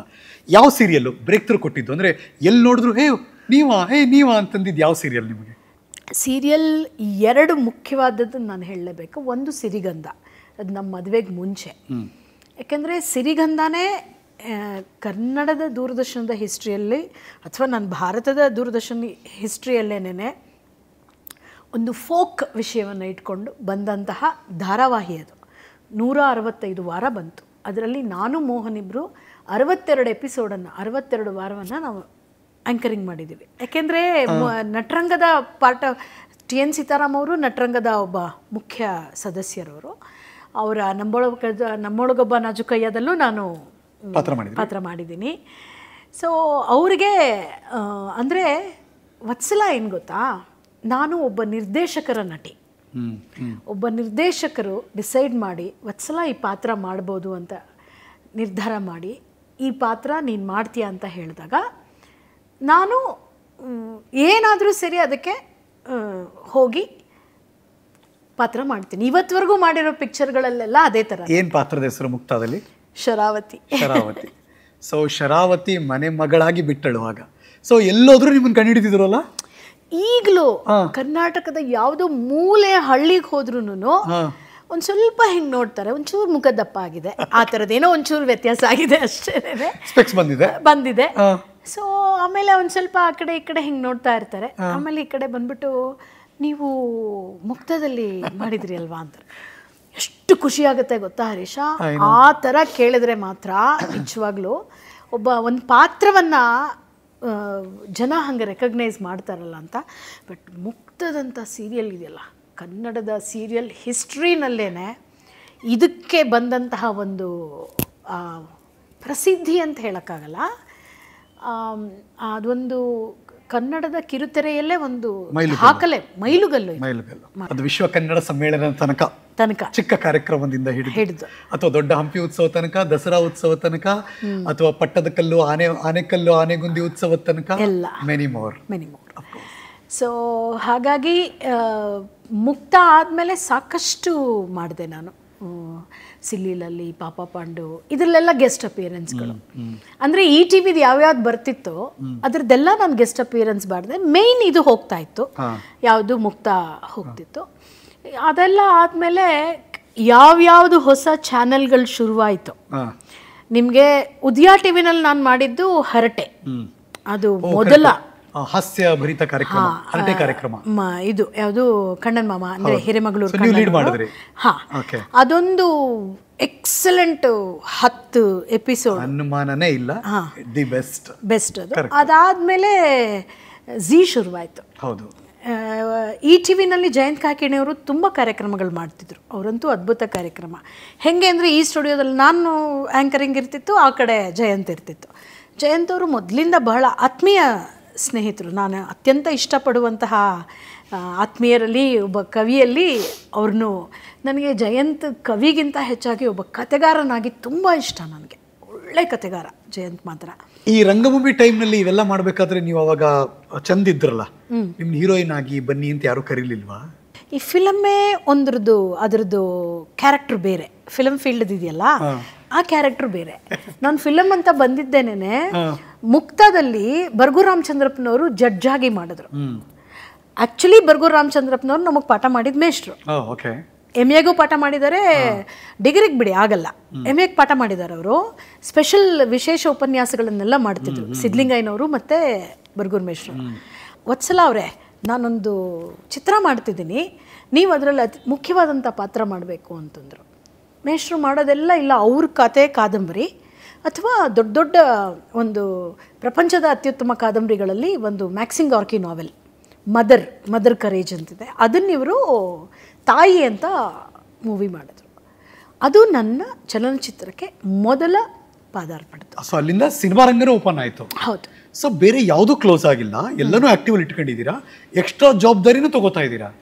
ಟೈಮ್ ನೋಡಿ ಹೆಂಗಿದೆ ಅಂತ, ನೀವು ಹೆಂಗೆ ಅದನ್ನು ನಿಭಾಯಿಸೋದಿದೆಯಲ್ಲ, ಅದು ದೊಡ್ಡ ಚಾಲೆಂಜ್. ಅದು ಅಂದರೆ ಅವಾಗ ಅಗೈನ್ ಆನ್ಯುವಲ್ ಸ್ಕೀಮ್ ಇದ್ದಿದ್ರಿಂದ ರಜಾ ಇರೋದು. ಹೌದು, ಈ ಬೇಸಿಗೆ ರಜಾ, ಆ ಥರದ ಮಿಡ್ ರಜಾಗಳೆಲ್ಲವನ್ನು ಇದಕ್ಕೆ ಉಪಯೋಗಿಸಿದ್ದೀರಾ. ಇದಕ್ಕೆ ಕಾಲೇಜಲ್ಲಿರೋ EL ಎಲ್ಲ, ಆಮೇಲೆ ವೆಕೇಶನ್ ಲೀವ್ ಎಲ್ಲ, ಈ ಥರ ಅನ್ ಲೀವು, ಸಿಕ್ ಲೀವು, ಕ್ಯಾಶುವಲ್ ಲೀವು ಎಲ್ಲ 25 ವರ್ಷದಿಂದ ಈ ಕೆಲಸ ಮಾಡಿದ್ದೀರಾ ನೀವು. ಮಾಡಿದ್ದೇನೆ. ಸೀದಾ ಪ್ಯಾಷನ್ ನೀವು, ನಿಮ್ಮ ಒಳಗಿರುವಂಥ ನಾನು ಕಲಿಕೆಯ ಹಸಿವು ಇದೆಯಲ್ಲ. ಅದು ಕಮರ್ಷಿಯಲ್ ಮೂವಿ ಅಂತ ಮಾಡಿದ್ದೇನೆ ಫಸ್ಟ್ ಸಿದ್ಲಿಂಗು. ಓಕೆ, ಲೂಸ್ ಮಾದ ಯೋಗಿದು ಅಗೇನ್ ವಿಜಯ್ ಪ್ರಸಾದ್ ಅವ್ರದ್ದು. ಓಕೆ, ಅದು ಗ್ರೇಟ್ ಹಿಟ್ಟು. Great hit. ನಿಮಗೆ ರೆಕಗ್ನಿಷನ್ ತುಂಬ ಚೆನ್ನಾಗಿ ತಂದು ಕೊಡ್ತು. ಆ್ಯಕ್ಚುಲಿ ಅವರು ಅದಕ್ಕಿಂತ ಮುಂಚೆ ಈ 50-50 ಮಾಡ್ತಿರ್ಬೇಕಾದ್ರೇನೆ ಗುರುಪ್ರಸಾದ್ ಬಂದು ಎದ್ದೇಳು ಮಂಜುನಾಥದಲ್ಲಿ ಕ್ಯಾರೆಕ್ಟರ್ ಮಾಡೋಕ್ಕೆ ಹೇಳಿದ್ರು. ಹಾಡಿದೆಲ್ಲ ಪ್ರಪಂಚವೇ ಅಂತ ಅದಕ್ಕೆ ಅಂತ. ಅಂದರೆ ಒಂದು ನನ್ನ ಥೀಸಿಸ್ ಪೀಕಲ್ಲಿದ್ದಂಥ ಟೈಮು. ಇನ್ನೊಂದಂದರೆ ನಾನೇ ಒಬ್ಬ ಟೀಚರು, ಒಬ್ಬ ಈ ಒಂದು ಇಮೇಜ್ ಇಟ್ಕೊಂಡಿರೋಳು, ಯಾಕೋ ಬೇಡ ಅದನ್ನು ಅಂತ ಒಂದು ಆಯಿತು. ಅದನ್ನು ಅಂದರೆ ಆ ಪಾತ್ರ ಮಾಡೋದಕ್ಕೆ ಯಾವುದಾದ್ರೇನು ಆ ಥರದ್ದು ಒಂದಾಯಿತು ಸಿಚುವೇಶನ್ನು. ಆವಾಗಲೇ ಅಂದಿದ್ರು ಗುರು, ನೋಡಿ ನಾನು ನಿಮ್ಮ ಕೈಲಿ ಆ್ಯಕ್ಟ್ ಮಾಡಿಸ್ತೀನಿ ಅಂತಂದಿದ್ರು. ಆಮೇಲೆ ಏನಾಯಿತು ಅಂದರೆ ವಿಜಯ್ ಪ್ರಸಾದ್ಗೆ ಸಿದ್ಲಿಂಗುನಲ್ಲಿ ಆ್ಯಕ್ಚುಲಿ ಲೂಸ್ ಮಾಡ್ದಂಗಿಂತ ಮುಂಚೆ ಬೇರೆ ಬೇರೆ ಗಣೇಶ್ ಮಾಡಬೇಕಾಗಿತ್ತಂತೆ ಆ ಪಾತ್ರ. ಅದು ಬೇರೆ ಬೇರೆ ಎಲ್ಲ ಇದೆ. ಸುಮನ್ ರಂಗನಾಥ್ ಪಾತ್ರವನ್ನು ನನಗೆ ನನ್ನ ಕೈಲಿ ಮಾಡಿಸ್ಬೇಕು ಅಂತ ಅವ್ರಿಗೆ ಆಸಕ್ತಿ ಇತ್ತು. ಅಂದರೆ ಬೇರೆ ಬೇರೆ ಕಾರಣಗಳಿಂದ ಅದು ಅಲ್ಲಿವರೆಗೂ ಅವ್ರು ನನ್ನನ್ನು ಅದನ್ನು ತಂದ್ಕೊಂಬರಲಿಲ್ಲ. ಬಟ್ ಕೆಲವೊಂದು ಸಲ ವಿಜಯ್ ಪ್ರಸಾದ್, ಯಾಕೆಂದರೆ ವಿಜಯ್ ಪ್ರಸಾದ್ ನಾನು ಭಾಳ ಆತ್ಮೀಯ ಗೆಳೆಯರು. ಅವರ ಪ್ರತಿಯೊಂದು ಪಿಕ್ಚರಲ್ಲಿ, ಪ್ರಾಜೆಕ್ಟಲ್ಲಿ ನಾನು ಅವಾಗಲಿಂದ ಹಿಡಿದು ಏನೋ ಒಂದು ಸಣ್ಣದು ಯಾವುದಾದ್ರು ಒಂದು ಕ್ಯಾರೆಕ್ಟರ್ಗಾರು ನಾನು ವಾಯ್ಸ್ ಕೊಡ್ತೀನಿ ಹೋಗಿ. ಸೊ ಆ ಥರದ್ದು. ಸೊ ಅಲ್ಲಿಂದ ಶುರುವಾಗಿತ್ತು. ಯಾವ್ಯಾವುದು ನೇಮ್ ಫಿಲ್ಮ್? ಸಿದ್ಲಿಂಗು ಆಯಿತು, ಅಂದರ್ ಬಹಾರ್ ಎಕ್ಸಲೆಂಟ್ ಎಕ್ಸ್ಪೀರಿಯನ್ಸ್ ಶಿವರಾಜ್ ಕುಮಾರ್ ಜೊತೆ ಅಂತೂ. ನಾನು ಅದು ಒಳ್ಳೆ ಟೀಮ್. ಅದು ನನಗೆ ಅದೇ ಹೇಳಿದ್ನಲ್ಲ, ನಾನು ಡೈರೆಕ್ಟರ್ ಅದಾದ್ಮೇಲೆ ಡೈರೆಕ್ಟರ್ ಕಲಾವಿದೆ. ಇದೆಲ್ಲ ಈ ಅಂದರ್ ಬಹಾರು, ಸಿದ್ಲಿಂಗು ಟೈಮಲ್ಲೇನೆ, ಅಯ್ಯೋ ಡೈರೆಕ್ಟರ್ ಸ್ಪೆಷಲ್ ಟೈಮಲ್ಲೇನೆ ಸಿದ್ಲಿಂಗು ಇದೆಲ್ಲ ಆಗ್ತಿರೋ ಜೊತೆಯಲ್ಲಿ ಬರ್ಗೂರ್ ಮೇಷ್ಟ್ರದ ಪಿಕ್ಚರ್ಗಳು ಆಗ್ತಾನೆ ಇತ್ತು. ನಾನು ಕಿಶೋರ್ ಅಂತೂ ಒಂದು 6 ಪಿಕ್ಚರಲ್ಲಿ ಒಟ್ಟಿಗೆ. ಬಟ್ ಜನಕ್ಕೆ ತುಂಬ ರಿಜಿಸ್ಟರ್ ಆಗಿದ್ದು ಒಂದು ಸಿದ್ಲಿಂಗು ಪಾತ್ರ, ಇನ್ನೊಂದು ಡೈರೆಕ್ಟರ್ ಸ್ಪೆಷಲ್ಲಿ ನಿಮ್ಮ ಮತ್ತು ರಂಗಾಯಣ ರಘು ಅವರ ಕಾಂಬಿನೇಷನ್ ಪಾತ್ರ, ಅಂದರೆ ಡಾಲಿ ಧನಂಜಯ್ ಅವರ ತಾಯಿ ಪಾತ್ರ. ತಾಯಿ ಅನ್ನೋದಕ್ಕಿಂತ ಅದು ಕಾನ್ಸೆಪ್ಟ್ ಬೇರೆ, ಕ್ಯಾರೆಕ್ಟರ್ದು. ಅದು ಇವರೆಲ್ಲ ಕ್ಯಾರೆಕ್ಟರ್ಗಳನ್ನ ತಂದು ಕೂಡಿಸ್ತಾರೆ. ಟ್ರಿಮೆಂಡಸ್ ತಲೆ ಅಪ್ಪ. ನಿಮ್ಮ ಕಣ್ಮುಂದೆ ಇದ್ದಂಥ ಒಬ್ಬ ಹೊಸ ಹುಡುಗ ಇವತ್ತು ನಾಡಿನ ಒಬ್ಬ ದೊಡ್ಡ ಕಲಾವಿದ, ಡಾಲಿ ಧನಂಜಯ್. ಅವಾಗ ಬರೀ ಧನಂಜಯ್, ಇವಾಗ ಏನಂತ ಕರಿತೀರಿ? ಒಂದೊಂದ್ಸಲಿ ಅವನ್ನ ಧನ ಅಂತೀನಿ. ಇನ್ಫ್ಯಾಕ್ಟ್ ಅನನ್ಯ ಧನಂಜಯ ತುಂಬ ಒಳ್ಳೆ ಫ್ರೆಂಡ್ಸು. ವಾಸುಕಿ ವೈಭವ್ ನನ್ನ ಸ್ಟೂಡೆಂಟು. ವಾಸುಕಿ ವೈಭವ್, ಧನಂಜಯ, ಅನನ್ಯ, ಸಪ್ತಮಿ ಇವರೆಲ್ಲ, ಸಪ್ತಮಿ ಗೌಡ ಇವರೆಲ್ಲ. ಯಾಕೆಂದ್ರೆ ಸಪ್ತಮಿಗಿಂತ ಹೆಚ್ಚಾಗಿ ಅವ್ರ ತಂದೆ ನಂಗೆ ತುಂಬಾ ಕ್ಲೋಸ್, ಒಳ್ಳೆ writer, police officer and writer, ಈ ಸಪ್ನಾ ಇಂದ ಹೆಚ್ಚಿದು. ಸೊ ಹಾಗಾಗಿ ಅವ್ರದ್ದೊಂಥರ ಗ್ರೂಪ್ ಇದೆ, ಅವರೆಲ್ಲ ಇದಿರ್ತಾರೆ. ಹೆಚ್ಚಿಗೆ ನಾನು ಅವನು ಇವತ್ತಿನ ಪರಿಸ್ಥಿತಿನಲ್ಲೇ ಅವನನ್ನು ಅಷ್ಟು ಇದು ಮಾಡೋಕ್ಕೂ. ನಿಮ್ಮ ಶಿಷ್ಯಂದ್ರೆಲ್ಲ ಇವಾಗ ಸ್ಟಾರ್ಗಳಾಗ್ತಾ ಇದ್ದಾರೆ, ಆಗೋಗಿದ್ದಾರೆ. ಪ್ಲೀಸ್ ಹೆಸರು ಹೇಳಿ, ಒಂದಷ್ಟು ಜನ ಸುರಾನಾ ಕಾಲೇಜಿನ ಪ್ರತಿಭೆಗಳ ಹೆಸರು ಹೇಳಿ. ರಾಜ್ಗುರು ಹೊಸಕೋಟೆ, ಅವನು ಗುರುರಾಜ್ ಹೊಸಕೋಟೆ ಅವರ ಮಗ, ಅದ್ಭುತ ಪ್ರತಿಭೆ ಅದು. ಮಂಜುನಾಥ್ ಎನ್ಎಸ್, ಡ್ರಮ್ಮರ್ ಮಂಜು. ಅವನು ರೆಹಮಾನ್ ಜೊತೆ ಎಲ್ಲ, ಶಿವಮಣಿ ಜೊತೆ ಎಲ್ಲ ಇದು ಮಾಡಿದ್ದಾನೆ. ವರುಣ್ ಅಂತ ಇದ್ದಾನೆ, ಎಕ್ಸಲೆಂಟ್ ಅವ್ರದ್ದು ಟೀಮ್ ಇದೆ. ಅವನು ವರುಣ್ ಇದ್ದಾನೆ. ಪನ್ನಗಾಭರಣ, ನಾಗಾಭರಣ ಅವರ ಮಗ ವೈಭವ್, ವಾಸುಕಿ ವೈಭವ್. ಆಮೇಲೆ ಕಿರುತೆರೆನಲ್ಲಿ ತುಂಬಾ ಜನ ಮಾಡಲಿಂಗ್ ಫೀಲ್ಡ್ ಅಲ್ಲಿ ಇದ್ದಾರೆ, ಕಿರುತೆರೆನಲ್ಲಿದ್ದಾರೆ. ಈಗ ನಿಮ್ಮ ಮುಖದಲ್ಲಿರೋ ಸ್ಮೈಲು, ನೀವು ನಿರೂಪಕಿಯೂ ಆಗಿರೋದ್ರಿಂದ ಒಂದು ವ್ಯಕ್ತಿತ್ವ, ಸೊ ಎಲ್ಲೋ ಒಂದ್ ಕಡೆ ಅದನ್ನ ಸೆಳಿತೀರಾ, ಆಟೋಮೆಟಿಕ್ ಆಗಿ ನಿಮ್ಮನ್ನು ಮಾತಾಡಿಸ್ತಾರೆ. ನೀವು ಅಷ್ಟೇ ಮುದ್ದು ಆ ಕಡೆ ಮಾತಾಡ್ಬಿಟ್ರೆ ಅದಿನ್ನೂ ಅಲ್ಲ. ತುಂಬಾ ಜನ ಇದ್ದಾರೆ. ಇದು ಇವಾಗ ಹೇಳಿದ್ರಲ್ಲ ಸೆಳಿತೀರಾ ಅಂತ ಹೇಳಿದ್ರಲ್ಲ, ಯಾಕೆಂದ್ರೆ ಟೀಚರ್ಸ್ಗೆ ತುಂಬಾ ಚಾಲೆಂಜಸ್ ಇರುತ್ತೆ ಹರೀಶ್. ಬಿಕಾಸ್ ಆ ಏಜ್ ಇದೆಯಲ್ಲ, 19-20 ವರ್ಷದ ಮಕ್ಕಳುಗಳು ನಮ್ಮ ಮುಂದೆ ಕೂತಿರ್ತಾರೆ. ನಾನು ಪಾಠ ಮಾಡೋಕೆ ಶುರು ಮಾಡಿದಾಗ ನಂಗೆ 26 ವರ್ಷ. ಅಂದರೆ ಅವೆಲ್ಲ ಅರ್ಥ ಆಗ್ತಿರುತ್ತೆ ಆ ಮಕ್ಕಳಲ್ಲಿ, ಅಂದರೆ ಎದುರಿಗಿರೋ ಅಂಥವ್ರು. ಸೊ ಎಷ್ಟೋ ಪ್ರಸಂಗಗಳು ನೀವು ಕೇಳಿದ್ದೀರಾ, ಟೀಚರ್ಸ್ ಸ್ಟೂಡೆಂಟ್ಸ್ಗಳ ಸಂಬಂಧಗಳು ಎಷ್ಟೋ ಇದೆ ಅಂತಾರೆ. ಅದನ್ನೂ ಫೇಸ್ ಮಾಡ್ಕೊಂಡಿದೆಯಲ್ಲ, ಕೆಲವ್ರುಗಳೆಲ್ಲ ನಮ್ಗೆ ಅರ್ಥ ಆಗ್ತಿರುತ್ತೆ, ಅವ್ರು ನೋಡೋ ದೃಷ್ಟಿ ಏನು, ಯಾವ ರೀತಿ ಅಂತ. ಅದನ್ನೂ ಕರೆದು ನಾವು ಅವ್ರಿಗೆ ಮಾಡಿದಿರಿ. ಖಂಡಿತ ಕೌನ್ಸಿಲಿಂಗ್ ಮಾಡ್ತೀರಿ. ಯಾಕೆ ಮಕ್ಕಳುಗಳು ತುಂಬ ಅಂದರೆ ವಿದ್ಯಾರ್ಥಿಗಳು ಅಥವಾ ಇವಾಗ ಅವರೆಲ್ಲ ನನ್ನ ಸ್ನೇಹಿತರು, ಅವ್ರನ್ನ ವಿದ್ಯಾರ್ಥಿಗಳು ಮಕ್ಕಳುಗಳು ಅನ್ನೋದಕ್ಕಿಂತ ಅವರೆಲ್ಲ ನನ್ನ ಸ್ನೇಹಿತರು. ತುಂಬ ನಾನು ಕೌನ್ಸಿಲಿಂಗ್ ಮಾಡಿದ್ದೀನಿ. ಆ ಕಾರಣದಿಂದ ಅವ್ರುಗಳು ನನಗೆ ಹೆಚ್ಚು ಹತ್ರ ಆಗಿರೋ ಇದು ಒಂಥರ ಡಿಬೇಟಬಲ್ ಧೈರ್ಯ ಇಲ್ವಾ? ಡಿಬೇಟಬಲ್ ಸಬ್ಜೆಕ್ಟ್ ಕನ್ನಡದಲ್ಲಿ, ಬಿಕಾಸ್ ಅದು ನೋಡುಗರ ಮತ್ತು ಹೇಳುವವರ. ಈಗ ಪುಟ್ಟಣ್ಣ ತೆಗೆದ್ರಲ್ಲ ಮೂವಿ, ಇವರು ರಜನಿಕಾಂತ್ ಆ್ಯಕ್ಟ್ ಮಾಡಿದ್ರಲ್ಲ, ಎಂಥ ಆವತ್ತಿನ ಸಂದರ್ಭದಲ್ಲೇ ಪುಟ್ಟಣ್ಣ ಅವ್ರಿಗೆ ಅದನ್ನು ಸ್ಕ್ರೀನ್ ಮೇಲೆ ಅಷ್ಟು ಚೆನ್ನಾಗಿ ತೋರ್ಸೋಕ್ಕಾಯಿತು. ಆದರೆ ಇವತ್ತು ಅಂಥ ಪಾತ್ರಗಳನ್ನು ಯಾಕೆ ಆಯ್ಕೆ ಮಾಡ್ಕೋತಾ ಇಲ್ಲ? ಡೆಫಿನೆಟ್ ಆಗಿ ಮಾಡ್ಬೋದು, ಖಂಡಿತ ಮಾಡ್ಬೋದು. ಜೀವನದಲ್ಲಿ ಯಾವಾಗಲೂ ಒಂದೇ ಥರ ಇರಲ್ವಲ್ಲ. ಅಂದರೆ ಪ್ರೇಮದ ಕಾಣಿಕೆ ಸಿನಿಮಾದ ಒಂದು ಹಾಡು, ನಾವು ನೆನೆಸಿದಂತೆ ಬಾಳಲೇನು ನಡೆಯುದು, ಆ ಥರದ್ದನ್ನ ಫೇಸ್ ಮಾಡಿ ಆಚೆ ಬಂದಿದ್ದೀರಾ. ಏನೋ ನಾವು ಹೀಗೆ ಅನ್ಕೋತಿರ್ತೀವಿ, ಹಾಗೆಲ್ಲ ಈಗ ಜರ್ ಕೊಡ್ದಾಗ ಬದುಕನ್ನ, what's you take on this? ಅಂದರೆ ಬದುಕನ್ನ ಅವಾಗ ಹೆಂಗೆ ನೋಡ್ತೀರಾ? ಅಂದರೆ ನಾನು ಎಲ್ಲೂ ಕಾಂಪ್ರಮೈಸ್ ಮಾಡ್ಕೊಂಡಿಲ್ಲ ಹರೀಶ್.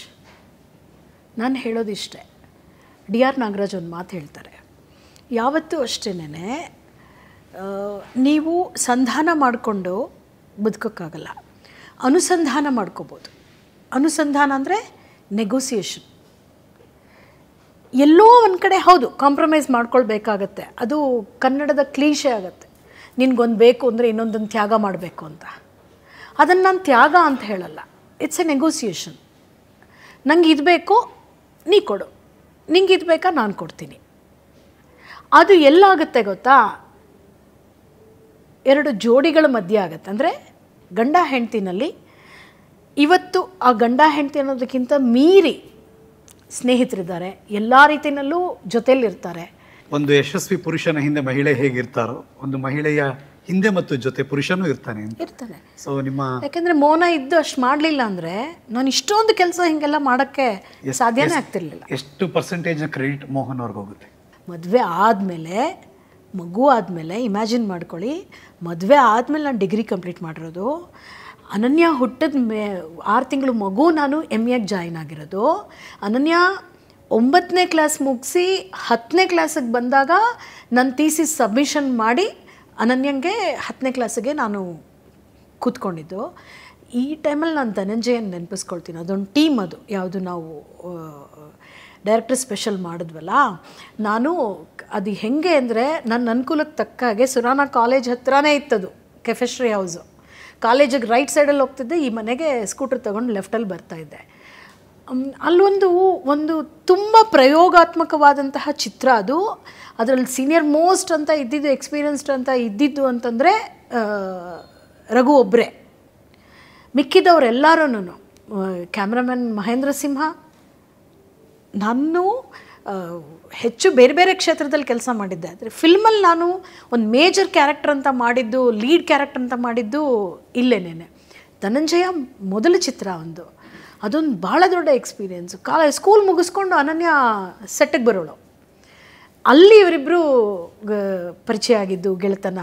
ಎಷ್ಟೋ ಸಲ ಕೂತ್ಕೊಂಡು ಅಲ್ಲಿ ಶಾರ್ಟ್ ಆಗ್ತಿದ್ರೆ ಧನಂಜಯ ಅವಳು ಕೂತ್ಕೊಂಡು ಮಾತಾಡ್ತಿರೋರು, ಸ್ಕೂಟ್ರಲ್ಲಿ ಕರ್ಕೊಂಡೋಗವೆ ನಾನು ಮನೆಗೆ. ಅಂದರೆ ಇವೆಲ್ಲ ಒಂದು ಜೀವನದ ಅನುಭವಗಳಿದೆಯಲ್ಲ, ಇದೆಲ್ಲ ಕಲಿಕೆನೆ. ಅದನ್ನೇ ನಾನು ಹೇಳೋದು, ಇವತ್ತಿಗೂ ನಾನು ಕಲಿತಾನೆ ಇರ್ತೀನಿ. ಮೋಹನ್ ಅವ್ರಿಗೆ ಏನು ಆಸೆ ಇತ್ತು, ನನ್ನ ಹೆಂಡತಿ ಏನಾಗಬೇಕು ಅಂತ? ಅವನಿಗೊಂದು ಬೇಜಾರು ಇದ್ದಿದ್ದು ಏನಂತಂದರೆ, ನಿನ್ನ ಯೋಗ್ಯತೆಗೆ ತಕ್ಕ ಹಾಗೆ, ನಿನ್ನ ಕೆಪಾಸಿಟಿಗೆ ತಕ್ಕ ಹಾಗೆ ನಿನಗೆ ಇಲ್ಲಿ ಅವಕಾಶಗಳು ಸಿಗ್ತಿಲ್ಲ ಅನ್ನೋದಿತ್ತು. ಅವನಿಗೆ ಒಳ್ಳೆ ಮಗಳು ಮಿಂಚೋದನ್ನ ಅಪ್ಪ ಇರಬೇಕಾಗಿತ್ತು. ಅವನು ತೀರ್ಕೊಳ್ಳೋ ದಿವಸ ಹಿಂದಿನ ದಿವಸ ರಾತ್ರಿನೂ ಒಂದು ಇಡೀ ಒಂದು ಫಿಲಮ್ ಕತೆ ಹೇಳಿದ್ದ. ಅವಳೇ ಹೀರೋಯಿನ್ ಆಗಬೇಕು, ಅದರಲ್ಲೊಂದು ಪಾತ್ರ ಬರ್ತಿತ್ತು, ನಾನು ಕಮಲ ಹಾಸನ್ ಕರ್ಕೊಂಬರ್ತೀನಿ ಅಂತ ಕೂತಿದ್ದ. ಕಮಲ ಹಾಸನ್ ಅವನ ರೋಲ್ ಮಾಡಲು ಅಷ್ಟು ಆಸೆ.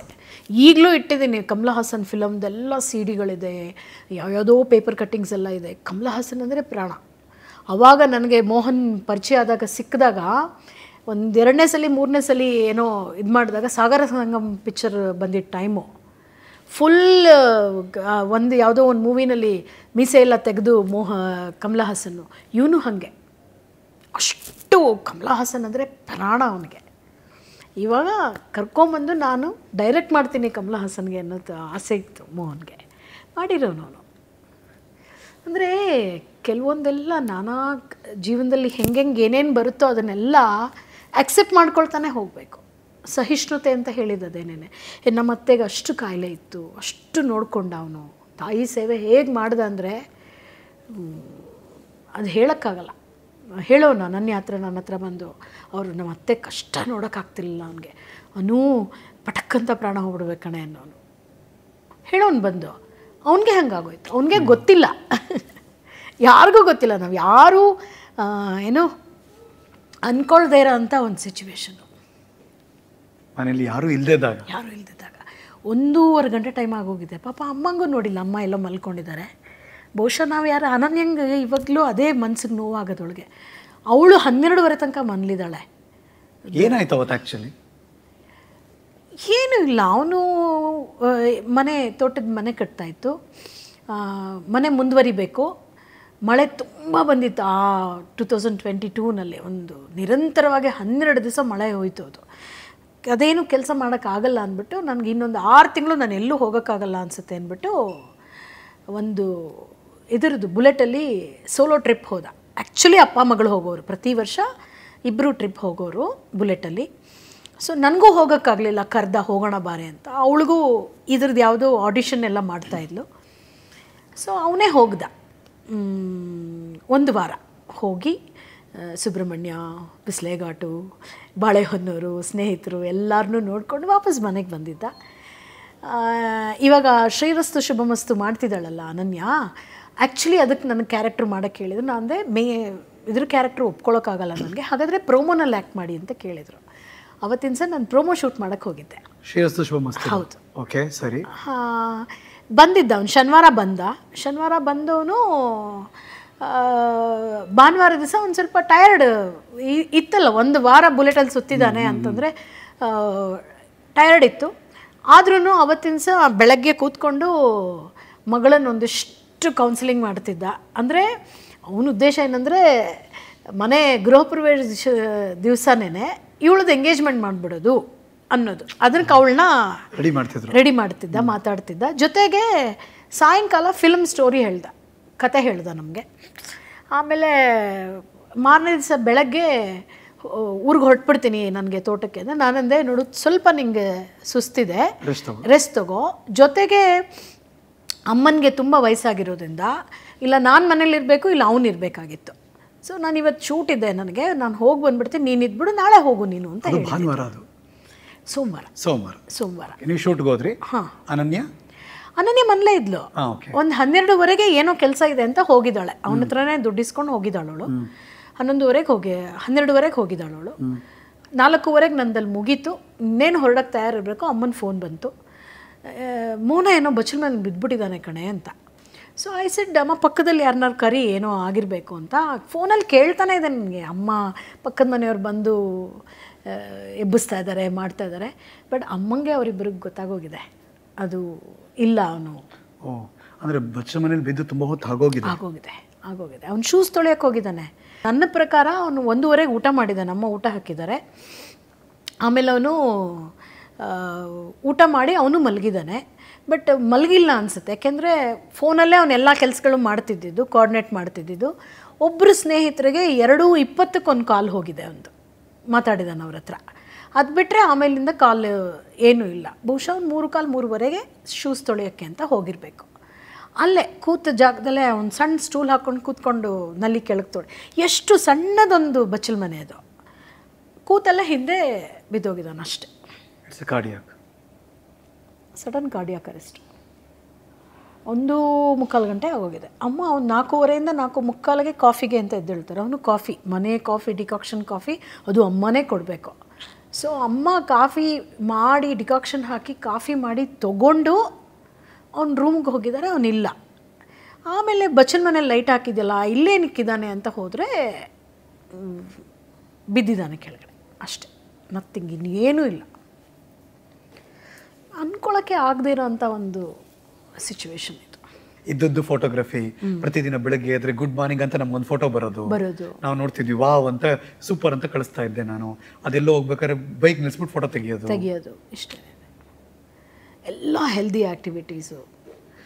ಅದು ಎಲ್ಲರಿಗೂ ಶಾಕ್. ಅದು I remember that day. And ಯಾರದೇ ಲೈಫಲ್ಲಿ ಆ ಥರ ನಡೆದಾಗಲೂ ಅದನ್ನು ದೊಡ್ಡ ಮಟ್ಟದಲ್ಲಿ ಓವರ್ಕಮ್ ಮಾಡೋದಿದೆಯಲ್ಲ, ಅದು ಮತ್ತು ಬದುಕನ್ನು ಮತ್ತೆ ವಾಪಸ್ ಹಾದಿಗೆ ತರೋದಿದೆಯಲ್ಲ, ಅದು ತುಂಬ ದೊಡ್ಡ ಕಷ್ಟ ಹೆಣ್ಮಕ್ಳಿಗೆ. ಆ್ಯಂಡ್ ಹರಸಾಹಸ ಪಟ್ರಿ ನೀವು. ಅಂದರೆ ಎಷ್ಟೋ ಕೆಲಸಗಳು ಇಷ್ಟೆಲ್ಲ ಮಾಡ್ತಿದ್ದೀನಿ ಅಂತ ಹೇಳಿದ್ನಲ್ಲ, ನಂಗೊಂದು ವಾಟರ್ ಬಿಲ್ ಕಟ್ಟೋದು, ಎಲೆಕ್ಟ್ರಿಸಿಟಿ ಬಿಲ್ ಕಟ್ಟೋದು ನನಗೇನೂ ಗೊತ್ತಿರಲಿಲ್ಲ. ಮನೇನ ಹೆಂಗೆ ನೋಡ್ಕೊಳ್ಳೋನು ಅಂತಂದರೆ ಇದೇ ಗೊತ್ತಿಲ್ಲ ಅಂದಮೇಲೆ ನನ್ನ ಜಮೀನು ಆಗಲಿ ತೋಟ ಆಗಲಿ ಅದೆಲ್ಲ ಮಾಡೋ ಅಂಥದ್ದು ನನಗೇನು ಗೊತ್ತಿರುತ್ತೆ, ಎಂಥದ್ದು ಗೊತ್ತಿಲ್ಲ ನನಗೆ. ಅಂದರೆ ಒಂಥರ ಡಿಪೆಂಡ್ ಆಗೋದು ಅಂತಾರಲ್ಲ, ಇದೇನೇ ಅವನ ಮೇಲೆ ನಾನು ಅಷ್ಟು ಡಿಪೆಂಡ್ ಆಗೋಗಿದ್ದೆ. ಅವನಿಗೆ ಬೇಜಾರಾಗಿ ಒಂದು ರೂಮ್ ಕಟ್ಟಿದ್ದಾನೆ ತೋಟದ ಮನೇಲಿ. ಏನಂದರೆ, ನೋಡು ನಿನ್ಗೆ ಇಷ್ಟ ಬಂದಿದ್ದನ್ನು ಓದು, ನೀನು ಬರೀ ನಿರಾಳವಾಗಿರು, ಈ ಕೆಲಸ ಬಿಟ್ಬಿಡು, ನಿನ್ಗೇನು ಬೇಕೋ ಅದನ್ನು ಮಾಡ್ಕೊಂಡಿರೋ, ಆರಾಮಾಗಿರೋ. ಅವನದೇ ಡಿಸಿಷನ್, ಅವನೇ ಮಾಡ್ತಿದ್ದ, ಅದನ್ನೂ ಅವನೇ ಮಾಡ್ತಿದ್ದ. ಈಗ ಯಜಮಾನ್ರ ಆಸೆ ಪೂರ್ಣ ಮಾಡ್ತಿದ್ದೀರಿ ಕಷ್ಟಪಟ್ಟು, ಖಂಡಿತ ಎಡಬಿಡದೆ. ಯಜಮಾನ್ರ ಆಸೆ ಒಂದು, ಇನ್ನೊಂದು ಅದು ನಮ್ಮ ಅತ್ತೆ ನಮ್ಮ ಅವ ಕಷ್ಟಪಟ್ಟು ಮಾಡಿದಂತಹ ಒಂದು ಜಾಗ, ಅದೊಂದು ಪವಿತ್ರವಾದಂಥ ಜಾಗ. ಸೊ ಅದು ಮುಂದಿನ ತಲೆಮಾರಿಗೆ ಹೋಗಬೇಕು, ಅನನ್ಯಂಗೆ ಅದು ಸೇರಬೇಕು, ಅದು ಬೆಳೆಸ್ಕೊಂಡು ಹೋಗಬೇಕು. ಏನಿದೆ ತಲೆಯಲ್ಲಿದೆ, ವಾಟ್ ನೆಕ್ಸ್ಟ್, ಮುಂದಕ್ಕೆ ಏನು ಮಾಡಬೇಕು ಅಂದರೆ ಏನು ಗೋಲು ಅಥವಾ ಏನು ಆಸೆ ಏನಿದೆ ವತ್ಸಲಾ ಮೋಹನ್ ಅವ್ರಿಗೆ? ನನಗೆ ತುಂಬ ಆಸೆ ಇರೋದು ನಾಟಕದಲ್ಲಿ ಮಾಡಬೇಕು. ಯಾಕೆಂದ್ರೆ ರಿಹರ್ಸಲ್ಗೆ ಹೋಗೋಕ್ಕೆ ಆಗ್ತಿಲ್ಲ. ನಾಟಕದ ಬೇಕಾದಷ್ಟು ಮಾಡ್ತಿದ್ದೀನಿ, ನಾಟಕದ ಮೇಲೆ ಗೀಳುವ ಆಸೆ ಖಂಡಿತವಾಗ್ಲಿದೆ, ಖಂಡಿತವಾಗ್ಲಿದೆ. ನಾಟಕದಲ್ಲಿ ಆ್ಯಕ್ಟ್ ಮಾಡಬೇಕು, ಆ ರಿಹರ್ಸಲ್ಲು ಆ ಇದರಲ್ಲಿ ಇದು ಮಾಡಬೇಕು. ನಂಗೆ ತುಂಬ ಒಳ್ಳೊಳ್ಳೆ ಕೆಲವೊಂದು ಪಾತ್ರಗಳು ನಮ್ಮ ಕನ್ನಡ ಚಿತ್ರರಂಗದಲ್ಲಿ ನನಗೆ ಎಲ್ಲದರಲ್ಲೂ ಕೆಲಸ ಮಾಡೋಕ್ಕೆ ಇಷ್ಟ. ಅವ್ರು ಅಂದರೆ ಫಿಲಮಲ್ಲಿ ನಾನು ಸ್ಕ್ರಿಪ್ಟಿಗೆ ಹೆಲ್ಪ್ ಮಾಡ್ತೀನಿ, ಬೇಕಾದರೆ ಅವ್ರ ಜೊತೆ ರೈಟಿಂಗ್ ಮಾಡ್ತೀನಿ, ಬೇಕಾದ್ರೆ ಎಡಿಟಿಂಗಲ್ಲಿ ಕೂತ್ಕೋತೀನಿ, ಆ್ಯಕ್ಟು ಮಾಡ್ತೀನಿ. ಅಂದರೆ ಓವರಾಲ್ ಇದೆಲ್ಲದರಲ್ಲೂ ನನಗೆ ತೊಡಗಿಸ್ಕೊಳ್ಳೋಕ್ಕೆ ಖಂಡಿತವಾಗ್ಲೂ ಇಷ್ಟ. ಇನ್ನು ಸುರಾನ ಕಾಲೇಜಲ್ಲಂತೂ ಅವ್ರು ಆಚೆ ದಪ್ಪು ತನಕ ಆಚೆಗೆ ಬರಲ್ಲ, ಬಿಕಾಸ್ ಯು ಲವ್ ಇಟ್. ಆ ಕೆಲಸ ಮಾಡೇ ಮಾಡ್ತೀರಾ. ಅನನ್ಯ ಏನಾಗಬೇಕು ಮಗಳು? ಅನನ್ಯಂಗೆ ಬಹುಶಃ ತುಂಬ ಒಳ್ಳೆ ಎಕ್ಸಲೆಂಟ್ ಅಭಿನೇತ್ರಿ ಅಂತ ಹೇಳ್ತೀನಿ, ಎಕ್ಸಲೆಂಟ್ ಆ್ಯಕ್ಟ್ರೆಸ್, ಕಲಾವಿದೆ. ಸೊ ಮುಂದೊಂದು ದಿನ ಅನನ್ಯ ಕಣದ ನಿಮ್ಮನ್ನು ನೋಡಿದಾಗ ನೀವು ಅನನ್ಯ ಅಮ್ಮ ಅಲ್ವಾ ಅಂತ ಹೇಳಂಗೆ ಆಗಬೇಕು ಅಂತ ಈಗಲೇ ಹೇಳ್ತಾರೆ. ಹೌದಾ? ಈಗಲೇ ಹೇಳ್ತಾರೆ. ಅದು ನಂಗೆ ಬಹಳ ಖುಷಿ ಆಗುತ್ತೆ. ಅವಳಿಗೆ ಆ್ಯಕ್ಟಿಂಗ್ ತುಂಬ ಇಷ್ಟ ಇದೆ, ಅವಳಿಗೆ ಮಾಡಲಿ ಖಂಡಿತ. ಏನಾದರೂ ಜೀವನದ ಹಸಿವು ಏನಾದರೂ ಇದೆಯಾ? ಇದೊಂದು ಆಗಬೇಕು, ಇನ್ನೂ ಆಗಿಲ್ಲ, ಅದು ತುಂಬ ವರ್ಷದಿಂದ ಪೆಂಡಿಂಗ್ ಇದೆ, ಅದು ಮಾಡಬೇಕು ಅಂತ ಏನಾದರೂ ವತ್ಸಲಾ ಮೋಹನ್ ಅವ್ರಿಗೆ? ಖಂಡಿತ. ನನಗೆ ಟ್ರಾವೆಲಿಂಗ್ ತುಂಬ ಇಷ್ಟ. ನಾನು ಮೋಹನ್ ಅಂತೂ ನಂದು ಮೋಹನ್ನು ಅನನ್ಯ ಕಾಂಬಿನೇಷನ್ ಇದೆಯಲ್ಲ, ಬೈಕ್ ತಗೊಂಡು ಬುಲೆಟ್ ತಗೊಂಡು ಬುಲೆಟ್ ತಗೊಂಡು ಹೋಗ್ಬೋದು, ಅಥವಾ ಕಾರಲ್ಲೇ ಟ್ರಾವೆಲ್. ನಾನು ಐ ಥಿಂಕ್ ಮೋಹನ್ ಮದುವೆ ಆದಾಗ್ಲಿಂದ ನಾನು ಬಸ್ಸಲ್ಲಿ ಹೋಗೇ ಇಲ್ಲ. ಎರಡೇ, ಮೋಹನ್ ಜೊತೆ ಹೋದರೆ ಕಾರು, ನಾನು ನನ್ನ ಟೂ ವೀಲರ್. ಇವತ್ತಿಗೂ ಟೂ ವೀಲರ್ ಓಡಿಸ್ಕೊಂಡೆ ಕಾಲೇಜ್ಗೆ ಹೋಗೋದು. ನಾ ಇಂಟರ್ನ್ಯಾಷನಲ್ ಫೆಸ್ಟಿವಲ್ಗೆ ಹೋಗ್ಬೇಕಾದ್ರೂ ಟೈಮ್ ಸರಿಯಾಗಿ ಹೋಗ್ಬೇಕು ಅಂದರೆ ಟೂ ವೀಲರ್, ಅದು ಬೆಂಗಳೂರು ಅಂತ ನಗರದಲ್ಲಿ. ಸೊ ನಂಗೆ ಟ್ರಾವೆಲಿಂಗ್ ತುಂಬ ಇಷ್ಟ. ಅದರಲ್ಲೂ ಕೆಲವೊಂದು ಜಾಗಗಳಿದೆ. ಆ ಟ್ರಾವೆಲಿಂಗ್ ನನಗೆ ಪ್ರೀತಿ ಬಂದಿದ್ದೇ ನಾನು ಸಿರಿಗಂಧದ ಶೂಟಿಂಗಿಂದ. ಇಡೀ ಕರ್ನಾಟಕವನ್ನು, ಅದರಲ್ಲೂ ಮಲೆನಾಡು, ವೆಸ್ಟರ್ನ್ ಘಾಟ್ಸು, ಉತ್ತರ ಕರ್ನಾಟಕ, ನಮ್ಮ ಬಯಲುಸೀಮೆ ಎಲ್ಲವನ್ನೂ ನಾನು ಒಂಥರ ಮೈನ್ಯೂಟ್, ಅಂದರೆ ಸಣ್ಣ ಸಣ್ಣ ವಿಷಯಗಳಿರುತ್ತಲ್ಲ ಆ ಥರ ನೋಡಿರೋಳು. ಎಲ್ಲೋ ಮೇಘಾನೆ ಕಡಿಮೆನಲ್ಲಿ ಬೆಟ್ಟ ಹತ್ಕೊಂಡು ಹೋಗಲ್ಲಿ ಶೂಟಿಂಗ್ ಮಾಡ್ತಾ ಆ ಪ್ರಕೃತಿಯನ್ನು ನೋಡಿದ್ದೀನಲ್ಲ, ಅದು ಇವತ್ತಿಗೂ ನನ್ನಲ್ಲಿ ಹಸಿರಾಗೇ ಇದೆ. ಸೊ ಅದನ್ನು ಮಾಡೋಕ್ಕೆ ತುಂಬ ಇಷ್ಟ. ಆಸೆಗಳೆಲ್ಲವೂ ಈಡೇರಲಿ, ಭಗವಂತ ಇನ್ನೂ ಜಾಸ್ತಿ ಶಕ್ತಿ ಕೊಡಲಿ. ಅದು ಫಿಸಿಕಲಿ ಮತ್ತು ಮೆಂಟಲಿ ಇವರೇ ಸ್ಟ್ರಾಂಗ್ ಲೇಡಿ, ಅದ್ರ ಬಗ್ಗೆ ಅನುಮಾನ ಒಂಚೂರು ಇಲ್ಲ, ಎಳ್ಳಷ್ಟು ನನಗಂತೂ ಇಲ್ಲ. ಬಿಕಾಸ್ ಪರ್ಸ್ನಲ್ ಆಗಿ ನಾನು ನಿಮ್ಮನ್ನು ನೋಡಿರೋದ್ರಿಂದ ಆ ಎಲ್ಲ ತಾಕತ್ತು ಬಂದು ಹೃದಯ ಮತ್ತು ಮನಸ್ಸು ಯಾವಾಗಲೂ ನಗ್ನಗ್ತಾ ಇರಲಿ ಅಂತ ನಾವಂತೂ ಪ್ರೀತಿಯಿಂದ ಹೃದಯ ತುಂಬಿ ಹಾರೈಸ್ತೀವಿ. ನೆಕ್ಸ್ಟ್ ಟೈಮ್ ವತ್ಸಲಾ ಮೋಹನ್ ಅವ್ರು ಎಲ್ಲೇ ಸಿಕ್ಕರು, ಇಷ್ಟೆಲ್ಲ ಕೆಲಸ ಮಾಡಿದ್ದೀರಲ್ಲ ನಮ್ಗೆ ಗೊತ್ತೇ ಇರಲಿಲ್ಲ ಅಂತ ಅನ್ಬೇಡಿ. ಬಿಕಾಸ್ ಈಗ ಫಸ್ಟ್ ಟೈಮ್ ಕೂತು ಒಂದು ವೇದಿಕೆಯಲ್ಲಿ ಹೇಳಿದ್ದಾರೆ, ನೋಡೋಕ್ಕೆ ಯಾವಾಗಲೂ ಕಲಾವಿದ್ರ ಬದುಕು ಹಾಗೇ ಇರುತ್ತೆ, ಬಟ್ ಅದ್ರ ಹಿಂದಿರೋ ಎಫರ್ಟ್ ಇದೆಯಲ್ಲ ಅನ್ಇಮ್ಯಾಜಿನಬಲ್. ಆ್ಯಂಡ್ ಈ ಜನಪದ, ರಂಗಭೂಮಿ, ಕಿರುತೆರೆ, ಶಿಕ್ಷಣ ಕ್ಷೇತ್ರ ಮತ್ತು ಸಿನಿಮಾ, ಹ್ಯಾಟ್ಸ್ ಆಫ್. ನನಗೆ ಗೊತ್ತಿಲ್ಲ ಈ ಮಾತು ಹೇಳಬೇಕು ಅಂತ ಅನ್ನಿಸ್ತಾ ಇದೆ. ಬಿಕಾಸ್ ಇಷ್ಟು ಕ್ಷೇತ್ರದಲ್ಲಿರೋರಿಗೆ ಒಂದು ದೊಡ್ಡ ಗುರುತಿಸುವಿಕೆ ಸರ್ಕಾರದ ಮಟ್ಟದಲ್ಲೋ, ಅಕಾಡೆಮಿ ಮಟ್ಟದಲ್ಲೋ ಅಥವಾ ಇನ್ನೆಲ್ಲೋ ಆಗ್ಬೇಕಲ್ವಾ ಅಂತ ಅನಿಸ್ತಿದೆ ಮನಸ್ಸಿಗೆ ನನಗೆ. ಇಲ್ಲ, ಹಂಗಾದರೆ ಏನಾಗುತ್ತೆ ಗೊತ್ತಾ, ಇವಾಗ ಎಕ್ಸಾಂಪಲ್ ಜಾನಪದ ಅಕಾಡೆಮಿ ಎಕ್ಸಾಂಪಲ್ ನಾನು ಹೇಳ್ತಿರೋದು. ನಾನೇನೋ ಆಸೆ ಅಂತ ನಾನು ಹೇಳ್ತಿಲ್ಲ, ಆದರೆ ಒಂದು ಮಾತ್ರ ಹೇಳಬಲ್ಲೆ, ಆ ಅಕಾಡೆಮಿಗೆ ತಕ್ಕ ಹಾಗೆ ನನಗೆ ಕೆಲಸ ಮಾಡಿ, ಕ್ಷೇತ್ರದಲ್ಲಿ ಕೆಲಸ ಮಾಡಿ ಗೊತ್ತಿದೆ, ಯಾವ ಮಟ್ಟಕ್ಕೆ ತಗೊಂಡು ಹೋಗ್ಬೋದು ಅನ್ನೋದು ನನಗೆ ಎಕ್ಸ್ಪೀರಿಯನ್ಸ್ ಹೇಳಿದ್ದು. ಒಂದ್ ಸ್ವಲ್ಪ ಯೋಚನೆ ಮಾಡಬೇಕು, ಬಿಕಾಸ್ ಇಂಥ ಎಕ್ಸ್ಪರ್ಟೈಸ್ ಇರೋರು ಆ ಜಾಗದಲ್ಲಿ ಕೂರ್ಬೇಕು, ಒಂದಷ್ಟು ಕೆಲಸ ಆಗಬೇಕು, ಆ ಗೌರವ ನಿಮಗೆ ಸಿಗಬೇಕು. ಇಲ್ಲ, ಆಮೇಲೆ ಇನ್ನೂ ಒಂದು ಏನು ಗೊತ್ತಾ ಹರೀಶ್, ಎಲ್ಲೋ ಒಂದು ಕಡೆ ನಾನೊಂದು ಮಾತು ಹೇಳ್ತೀನಿ, ನಂಗೊಂದು ಸಾತ್ವಿಕ ಅಹಂಕಾರ ಇದೆ.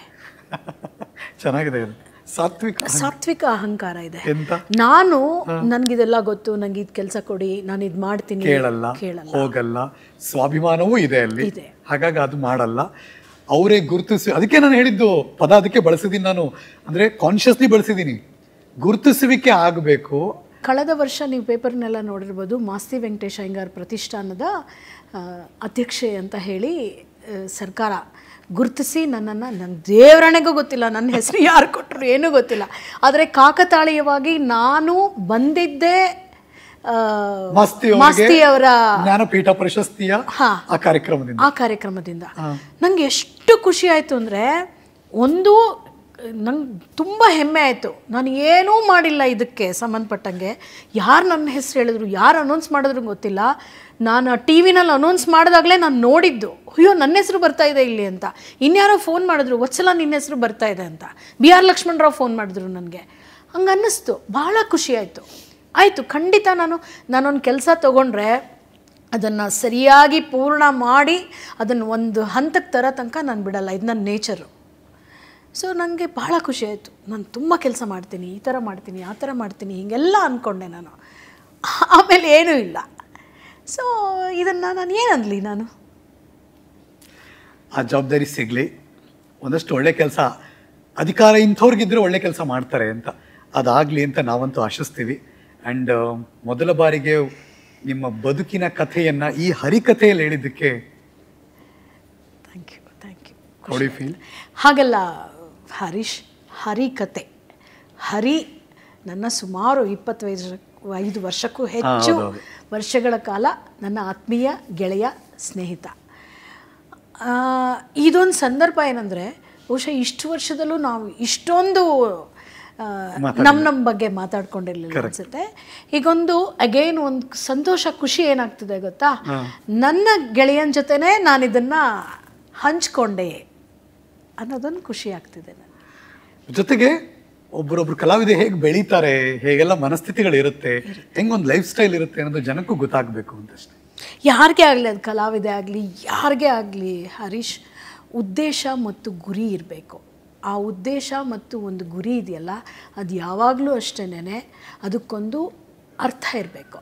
ಅದನ್ನು ನೆರವೇರಿಸ್ತೀನಿ ಅನ್ನುವಂತಹ ಇಚ್ಛಾಶಕ್ತಿ ಇದ್ದರೆ ನಾವು ಏನು ಬೇಕಾದರೂ ಮಾಡಿ ಅದನ್ನು ಗುರಿಯನ್ನು ಹೊಂದ್ಬೋದು ಅಷ್ಟೇ. Thank you. Wow, thank you so much. Doctor Vatsala Mohan ಇವತ್ತು ಒಂದಷ್ಟು ಆರಾಮಾಗಿ ಕೂತು ಸಿಟ್ ಬ್ಯಾಕ್ಸ್ ಆ್ಯಂಡ್ ಎಲ್ಲ ಬದುಕಿನ ಎಲ್ಲ ಆಯಾಮಗಳನ್ನು, ಪುಟಗಳನ್ನು ನಮ್ಮ ಮುಂದೆ ತೆರೆದಿಟ್ಟಿದ್ದಾರೆ. ಈ ಹರಿಕಥೆಯ ವಿಶೇಷ ಅತಿಥಿಯಾಗಿ ಅವ್ರಿಗೊಂದು ಪ್ರೀತಿಯ ಗೌರವವನ್ನು ಕೊಟ್ಟು ಅವ್ರನ್ನ ಬೀಳ್ಕೊಡ್ತೀನಿ ನಾನು. ಇವತ್ತಿನ ಹರಿಕಥೆಯ ಅತಿಥಿ ಕಲಾವಿದೆ ಡಾಕ್ಟರ್ ವತ್ಸಲಾ ಮೋಹನ್. ಅವರಿಗೊಂದು ಪ್ರೀತಿಯ ಗೌರವ ಕೇಕ್ವಾಲಾ ಮತ್ತು ತಾಜಾ ಮಿಠಾಯಿ ಕಡೆಯಿಂದ, ಪ್ಲೀಸ್. Thank you. ಓಕೆ, ಮತ್ತೊಂದು ಹರಿಕಥೆಯ ಸ್ಪೆಷಲ್ ಎಪಿಸೋಡ್ನಲ್ಲಿ ನಿಮ್ಮನ್ನು ಭೇಟಿ ಮಾಡ್ತೀನಿ. ಥ್ಯಾಂಕ್ ಯು ನೋಡಿದ್ದಕ್ಕೆ. ನಿಮ್ಗೇನು ಅನ್ನಿಸ್ತು ಕಮೆಂಟ್ ಮಾಡಿ ತಿಳಿಸಿ. ನಮಸ್ಕಾರ.